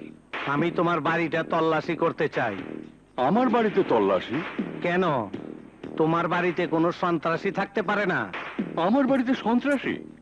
এ আপনি কি বলছেন স্যার? তোর নাম কি? এই তোর নাম কি? রবি। এই তুই কোন রবি? এই তুই কোন রবি? কোন রবি মানে? কি বলতে চান আপনি? কি বলতে চাই বুঝতে পারছিস না? তুই তো সেই ক্যাডার রবি। নিশ্চয় তুই পুলিশের ভয়ে ডাকাত চাইরে এখানে আসছিস। ভদ্রভাবে কথা বলুন। শরীরে আইনের পোশাক আছে বলেই যাকে তাকে জোর করে সন্ত্রাসী ক্যাডার সাজাতে চান। এই চিল্লাবি না, এক্ষুনি প্রমাণ হয়ে যাবে। এই যা সমস্ত বাড়ির তল্লাশি কর, বিশেষ করে রবির ঘর। স্যার, আপনি বেশি বাড়াবাড়ি করছেন। আইনের মানুষ শুধু আপনি একা না, আমিও আইনের মানুষ। চলুন আমার সাথে। কোন ঘর তল্লাশি করতে চান করুন, রবির ঘর আমি দেখে দিই। চলো, আসুন আমার সাথে। এই এসো সবাই। এই তোরা ওইদিকে দেখ। এই চলুন সবাই।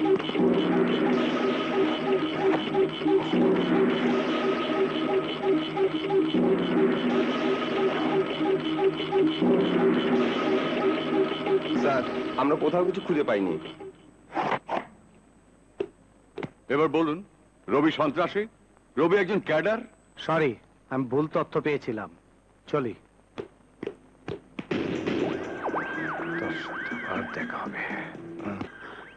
রবি, মা, তুমি ভেবো না, তোমার ছেলে সন্ত্রাসী না।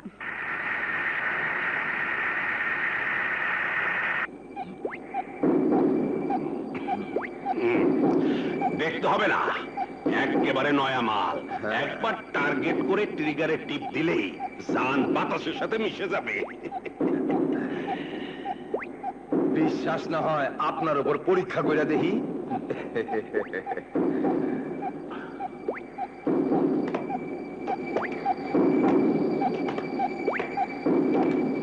এই দাঁড়া,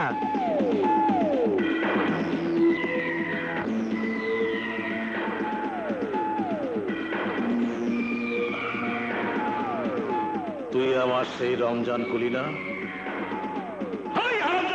তুই আমার সেই রমজান কুলি না?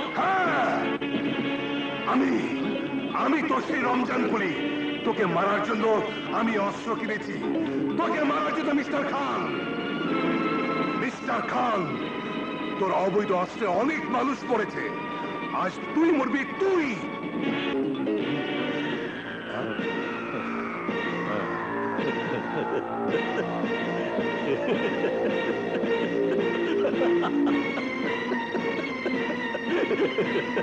বোকা পাতা।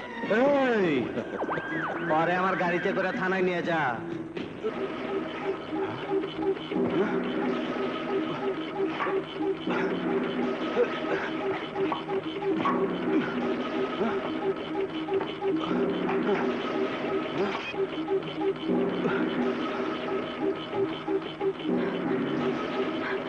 এই নাও।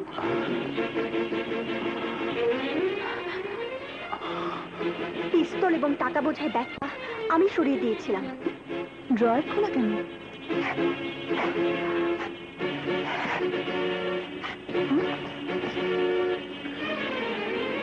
আমি তোমাকে সন্ত্রাসী মনে করিনি। এই পিস্তলটা দেখার পর আমি শুধু একটা কথাই ভেবেছি, যারা তোমার মা বাবা বোনকে খুন করেছিল, নিশ্চয়ই তুমি তাদের উপর প্রতিশোধ নেওয়ার জন্য এই পিস্তলটা যত্ন করে তুলে রেখেছিলে। ভাইয়া, একটা কথা জিজ্ঞেস করবো, যাদের উপর তুমি প্রতিশোধ নিতে চাও, বাবার ওই বড় অফিসার, নিশ্চয়ই তাদেরই একজন? আমি কিন্তু তোমার চোখ দেখে বুঝেছি, ওই অফিসার যখন তোমার সামনে এসেছিল তখন আমি তোমার দু চোখে প্রতিহিংসার আগুন জ্বলতে দেখেছি। ভাইয়া, বলো আমার কথাটা মিথ্যে? না, মোটেও মিথ্যে নয়। তুই যা বলেছিস সত্যি বলেছিস।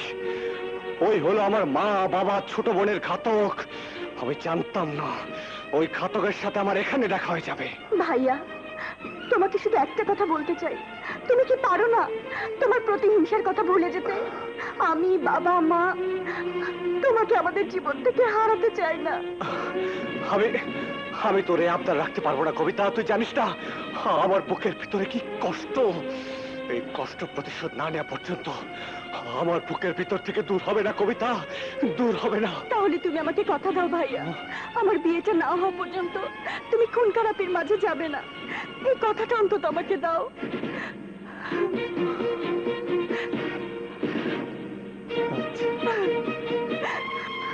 রবি, রবি, তুমি কখনো ক্যাডারদের দেখেছো? আমার না ক্যাডারদের দেখার ভীষণ শখ হয়েছে। এই চলো না থানাতে যাব। জানো রবি, গত রাত্রে একজন ক্যাডার ধরা পড়েছে, পত্রিকাতে ছবি এসেছে। দেখো না, দেখো না ছবিটা।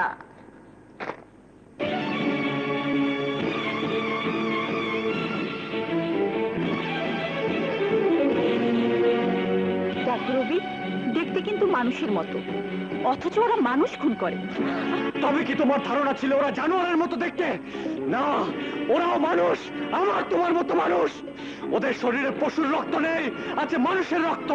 যদি তাই হয় তাহলে ওরা মানুষ হয়ে মানুষ খুন করে কেন? ওরা মানুষ খুন করে না, ওরা মানুষ নামে সেই অমানুষদের খুন করে, যারা ওদের সুন্দর একটা জীবন থেকে টেনে এনে ওদের শরীরে ক্যাডারের সিল লাগিয়ে দেয়। ক্যাডারের, তাদের খুন করে। হ্যাঁ, ক্যাডার হয়ে কেউ কখনো জন্ম নেয় না। এই সমাজের কিছু মানুষ, কিছু ভণ্ড নেতা, কিছু রাজনীতিবিদ ক্যাডারদের জন্মদাতা। পত্রিকাতে, এইসব পত্রিকাতে ওদের সম্পর্কে এত খারাপ লেখা হয়, যার কারণে তোমার মতো আরো অনেকের মনে কৌতূহলের জন্ম নেয়। অথচ এই কথাটা কেউ জানে না। এই কথাগুলো পত্রিকাতে যারা লেখায় তারা হলো এই সমাজের মধ্যে সবচেয়ে বড় সন্ত্রাসী, একজন নাম করা খুনি। কিন্তু কিন্তু ওদের কথা পত্রিকাতে লেখা হয় না, ওদের নামে পুলিশের খাতাতে ডায়েরি হয় না, সন্ত্রাস হিসাবে পত্রিকাতে ছবি ছাপা হয় না, ছবি ছাপায় দেশপ্রেমিক হিসাবে। তুমি এত উত্তেজিত হয়ে কথা বলছো কেন? মনে হচ্ছে কথাগুলো আমি তোমাকে বলেছি।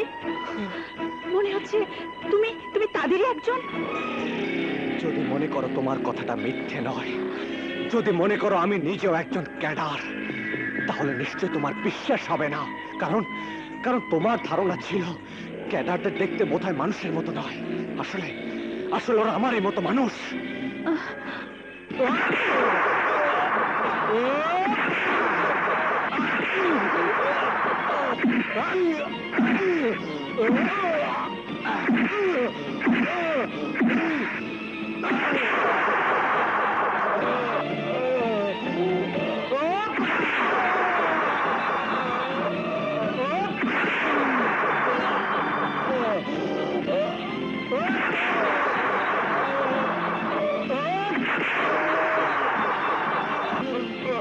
এখনো সময় আছে, বল রবি কোথায়? নইলে তোরে এমন ভাবে বানাবো, একদম বডি বডি কাবাব বানায় ফেলবো।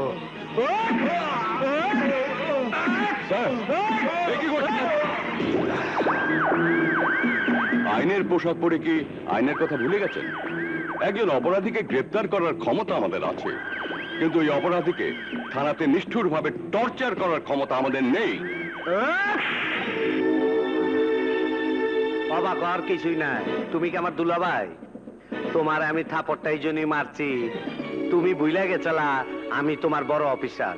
বড় অফিসার এই পরিচয়টা যত বড়, তার চেয়ে অনেক বড় পরিচয় আপনি একজন অপরাধীদের গোলাম। এই বুইড়া, বয়স হয়েছে, ঘরে বৌমাই আছে, খামাখা বেজাল করিস না। যা এখান থেকে, আমার কাজ আমারে করবার দে, যা। আমি যাচ্ছি স্যার, তবে একটা কথা মনে রাখবেন, আপনি যে ভুল পথে চলছেন, এই পথ থেকে আপনাকে একদিন কেউ বাঁচাতে পারবে না। বাবা, এবার কি তোমরা বুঝতে পেরেছো এই দেশের মূল সমস্যাটা কোথায়? আসলে তোমাদের ডিপার্টমেন্টের কিছু অফিসার অপরাধের সাথে জড়িয়ে গেছে বলেই দেশের সন্ত্রাসী বলো আর ক্যাডারই বলো, ওদের সংখ্যা দিন দিন বেড়ে যাচ্ছে। তোমার এই অফিসারের মতো কিছু অফিসার ডিপার্টমেন্ট আছে বলেই প্রতিদিন অন্যায়ের প্রতিবাদ করতে নতুন নতুন সন্ত্রাসী জন্ম নিচ্ছে। এই সিস্টেমটা বন্ধ হওয়া উচিত বাবা, নইলে দেশের সন্ত্রাসী আর ক্যাডারের সংখ্যা আরো বৃদ্ধি পাবে। যাই হোক, আগামীকাল কবিতার গায়ে হলুদ, এর মধ্যে তুমি আর ঝামেলাতে যেও না। আরেকটা কথা মা, বাবার এই অপমানের কথা রবি ভাইয়াকে বলবে না, বললে পরিস্থিতিটা আরো ঘোলাটে হয়ে যাবে। তোর কথার অর্থ ঠিক বুঝতে পারলাম না। কিছু বোঝার দরকার নেই, যা বললাম তাই করো, এর বেশি কিছু জানতে চেও না। আমি ধরছি। হ্যালো, কি বললেন? দাদা ভাইয়ের রাস্তাটা থেকে অস্ত্র পাচার হচ্ছে? ঠিক আছে, আমি এক্ষুনি আসছি। ওই তাড়াতাড়ি কর। হ্যাঁ, তাড়াতাড়ি কর। খান সাহেব বলেছে আজই মালগুলা ঢাকা পাঠাতে হবে। এই সব, খবরদার কেউ পালাবার চেষ্টা করবে না। Take your position.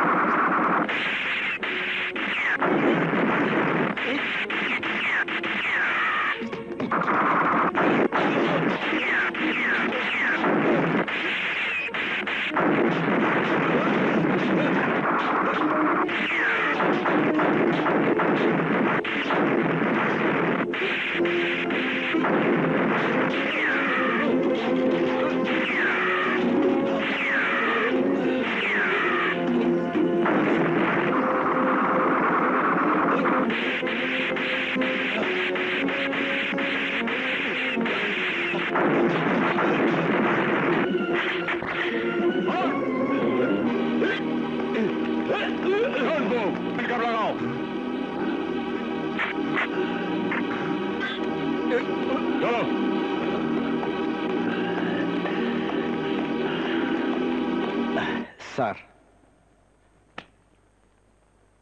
এই আমি এটা খাই, এই আমি এটা খাই, আমি যেটা খাই ওইটা লয়ে আয়, যা। স্যার, স্যার সর্বনাশ হয়ে গেছে, দাদা ভাইকে সাব ইন্সপেক্টর হাসান মাহমুদ ধরে নিয়ে গেছে। এই এত বয়স তো আর কি আছে, আমার থানায় তো আছে, ভয় নাই, ছেড়ে তুমি, যা। বল ওই অস্ত্রগুলো কার? কে ওই অস্ত্রের আসল মালিক? অস্ত্রের আসর মালিকের নাম জানবার না চাইয়া আমারে ছাইরা দাও। আমারে আটকে রাখলে তোমার অনেক বড় ক্ষতি হইব। এই, একজন ক্রিমিনাল হয়ে আমাকে ভয় দেখাতে চাও? আমাকে ভয় দেখাতে চাও? শোনো, আমি কোনো আসামিকে টর্চার করি না। তুমি যদি সত্যি কথা না বলো, তাহলে তোমাকে টর্চার করতে বাধ্য হব। এই সাব ইন্সপেক্টর, এই থানার ওসি তুমি না আমি? কাকে টর্চারিং করব কাকে করব না সেটা আমি বুঝবো। ওকে যেতে দাও। আপনি কি বলছেন স্যার? এই কানের ভিতরে কি তুলা দিচ্ছ? আর যেতে দাও। অসম্ভব। আইনের পোশাক পরে আপনি ক্রিমিনালকে ছেড়ে দিতে বললেও আমি ছেড়ে দেব না। আমি ওকে কোর্টে চালান করব। যদি পারেন কোর্ট থেকে ওকে ছাড়িয়ে আনবে স্যার। এই একবার একটা থাপড় খায়া বুঝো নাই আমি তোমার কোন বাবা? বোঝে নাই স্যার, বোঝে নাই। বুঝাইয়া দেন আপনি ওর কোন বাবা। যাও, আমি থাকতে তোমারে আমার থানায় আটকায় রাখবে এমন মায়ের পোলা এখনো জন্ম নেয় নাই। যাও, পরে তোমার সাথে কথা হইব। যাও। আসসালামু আলাইকুম।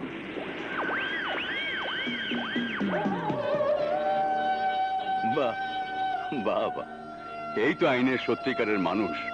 এর জন্য দেশের মানুষ আজ আমাদেরকে ঘৃণা করে।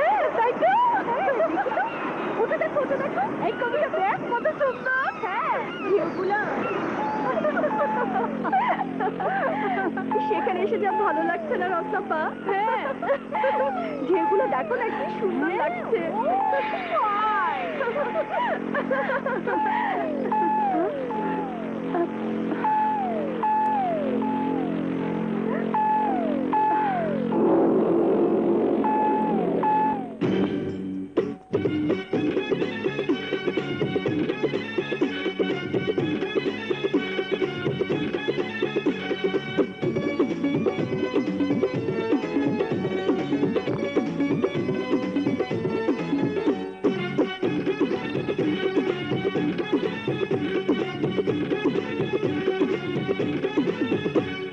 বুকের মাঝে রূপের আগুন দিলি জ্বালাইয়া, মাতাল কইরা দিলি আমায় কোমর দুলাইয়া।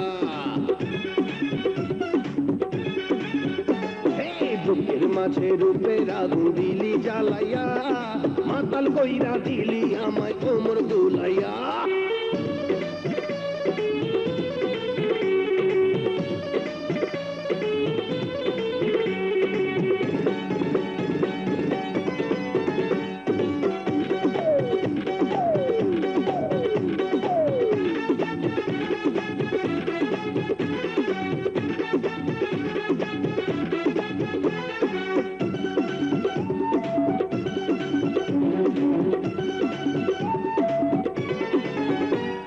থই থই করে অঙ্গ জুড়ে ভরা যৌবন সাগর, সুখের ডিঙ্গা ভাসাইয়া তুলব রে প্রেমের ঝড়।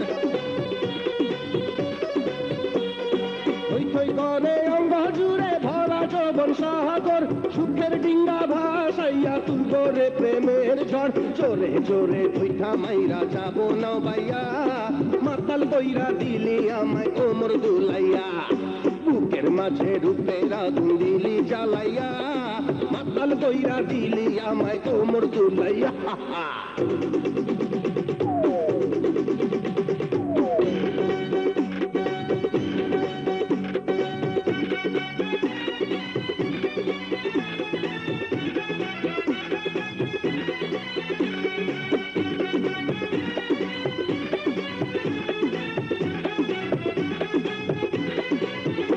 ফুলের মধু করল জাদু, নেশা নেশা লাগে রে, কেমন জানি করে আমার অন্তরে আর বাহিরে।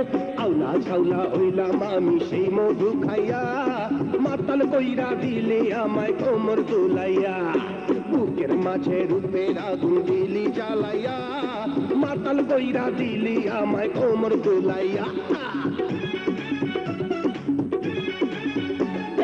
বুকের মাঝে রূপের আগুন দিলি জ্বালাইয়া, মাতাল কইরা দিলি আমায় কোমর দুলাইয়া। ঘটনা বেশি সুবিধা মনে হচ্ছে না। আসসালামু আলাইকুম। ওয়ালাইকুম আসসালাম। আমার মনে হচ্ছে ওই সাব ইন্সপেক্টর তোমাকে ছাড়বে না। একটা অঘটন ঘটিয়ে দাও, উপরে জানাজানি হয়ে গেলে আমরা কেউ বাঁচবো না। কথা খান মন্দ না, ঠিক আছে। ওই হাসান মাহমুদের মরণ ঘন্টা বাজায় দিতে হয়। এই কাজটা আজ থেকে তুমি গটায় দাও, বাদ বাকি আমি দেখব। যাও। রাখ এখানে। আইলাম সবাই।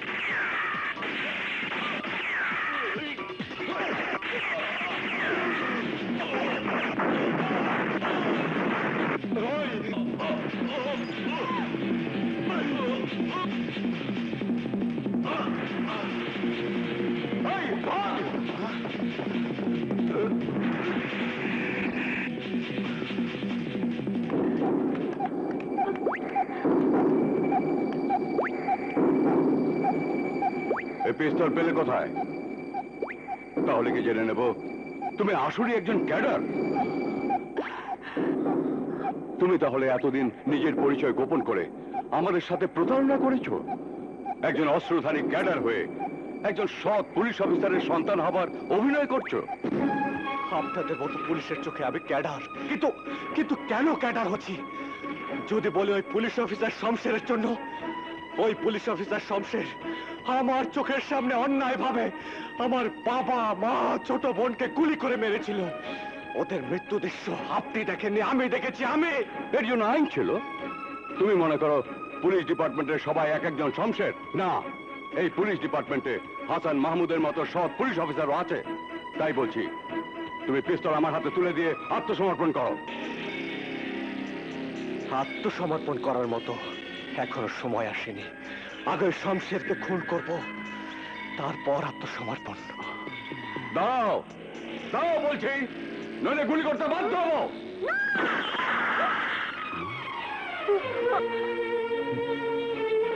নাজমা, রবি কি গুলি করতে তোমার হাত কাটতে না পারে?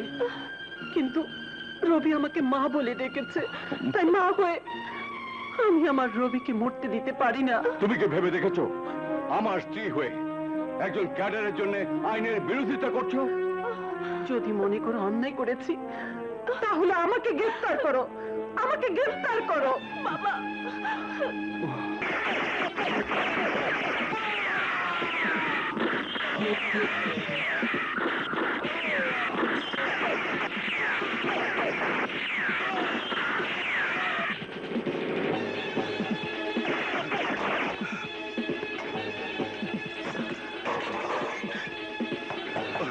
বাবা, বাবা বাবা চলো চলো বাবা।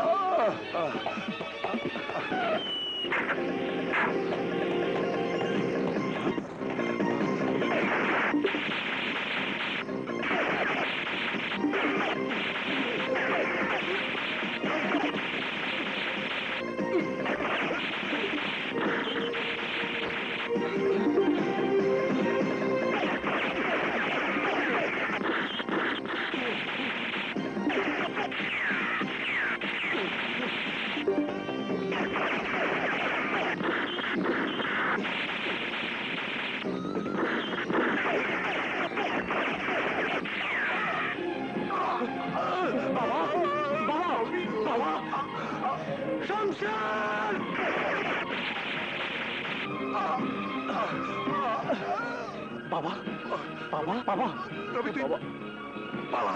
না না, এখানে থাকলে তুইও মারা যাবে। না বাবা, আমি তোমাকে রেখে যাবো না বাবা। না, তোকে যে বেঁচে থাকতে হবে বাবা।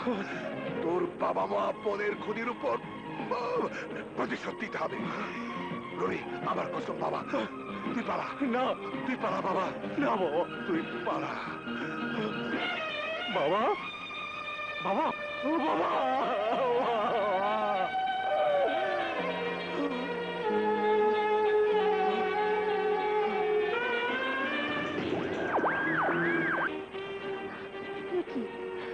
তোমার কপাল থেকে রক্ত ঝরছে কেন?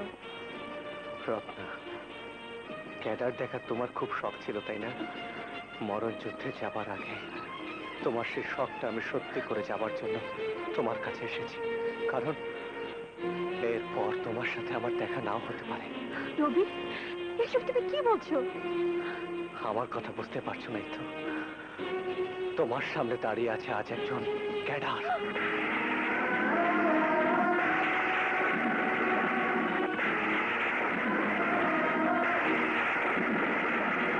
দেখো, মন ভরে দেখে নাও রত্না। তুমি এসব কি বলছো? যারা আমাকে ক্যাডারে পরিণত করেছিল, এবার আমি তাদেরকে খুন করার জন্য মরণ যুদ্ধে যাব। রবি, রত্না, রত্না, তুমি আমাকে ভুলে যাও। তোমার জীবনটা নষ্ট করার কোনো অধিকার আমার নেই। তুমি নতুন করে বাঁচতে শেখো রত্না। যে কথাটা তুমি আমাকে বললে, আমি যদি তার উল্টোটা তোমাকে বলি, সেটা কি ভুল হবে? নতুন করে তুমি বাঁচতে পারো না? ভুলে যেতে পারো না তুমি একজন ক্যাডার? মনে করতে পারো না তোমার জীবনের সঙ্গে আরেকটি মেয়ের জীবন জড়িয়ে আছে, যে মেয়েটি তোমাকে নিয়ে অনেক স্বপ্ন দেখেছে, নতুন একটা ভালোবাসার পৃথিবী তৈরি করতে চেয়েছে? না রত্না, স্বপ্ন আমার জন্য নয়, নতুন কোন পৃথিবীও আমার জন্য নয়। আমার রাস্তাতে আমি শুধু একা, শুধু একা। দাঁড়াও রবি, তুমি বলেছিলে ক্যাডাররাও মানুষ, ক্যাডারদের শরীরে মানুষেরই রক্ত।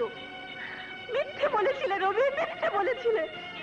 ক্যাডাররাও যদি মানুষ হয়, তাদের শরীরে যদি মানুষেরই রক্ত থাকে, তাহলে মানুষ কখনো জীবনের আশা ভালোবাসাকে ভুলে যেতে পারে না। মানুষ কখনো সুন্দরের দিকে না তাকিয়ে অসুন্দরের রাস্তায় পথ চলতে পারে না। তুমি যদি মানুষ হও, তাহলে বলবো তুমি আমার ভালোবাসার নাম দেবার জন্য তুমি ফিরে আসবে। আর যদি মানুষ না হও, তাহলে তোমার কথা মিথ্যে। ক্যাডাররা মানুষ না, ক্যাডাররা মানুষ হতে পারে না, পারে না, পারে না।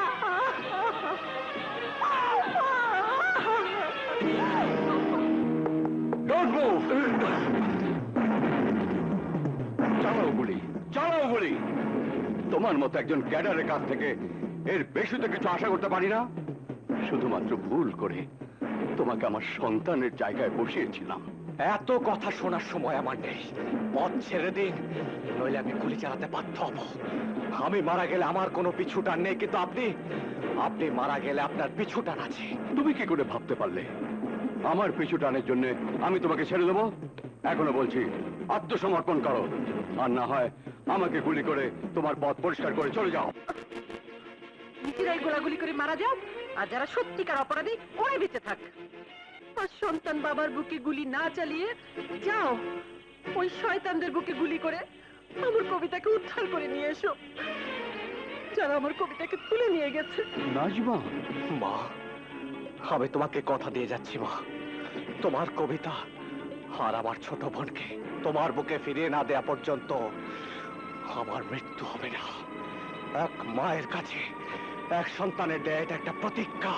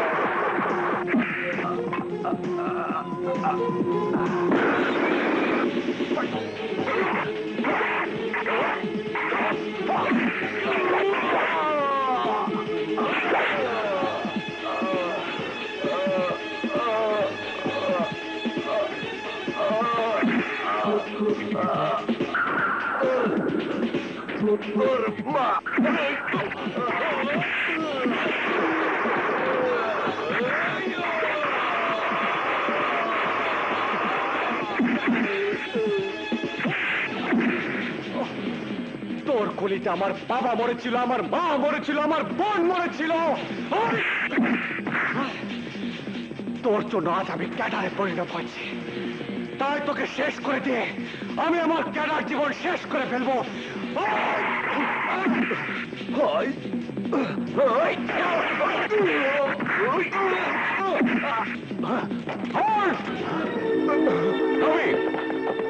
রবি, আইন নিজের হাতে তুলে নিও না, ওর বিচার আদালত করবে। আইন ওর বিচার করতে পারবে না। আইনের ফাঁক দিয়ে ওর মতো ক্রিমিনাল ঠিকই বেরিয়ে আসবে। তাই আমি ওকে শেষ করে ফেলবো। না রবি না, আইনকে এত দুর্বল মনে করো না। এখনো আইনের সব লোক নষ্ট হয়ে যায়নি। আমি বলছি ওর বিচার হবে। এই, ওকে অ্যারেস্ট করো।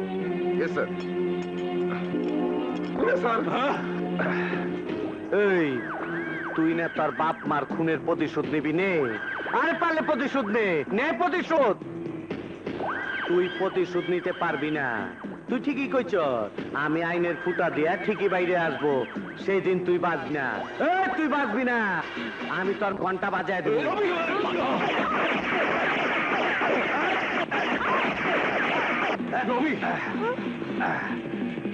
শালার বাচ্চায় দেখি সত্যি সত্যি আমারই মরণের ঘন্টা বাজায় দিল। এবার আমাকে গ্রেফতার করুন। আইন আমাকে জেল দেখ, ফাঁসি দেখ, আমার কোনো দুঃখ থাকবে না। রবি, আইন শুধু শাস্তি দিতেই জানে না, মানুষকে ভালো হবারও সুযোগ দেয়। তুমি আদালতের সামনে দাঁড়িয়ে তোমার সব কথা বলবে। আমার বিশ্বাস আদালত কেসটা মানবিক দিক থেকে বিবেচনা করবে। রবি, রবি, কেঁদো না মা। তোমার কাছে আমি আবার ফিরে আসবো। রবি, আমি তোমার জন্য অপেক্ষা করব।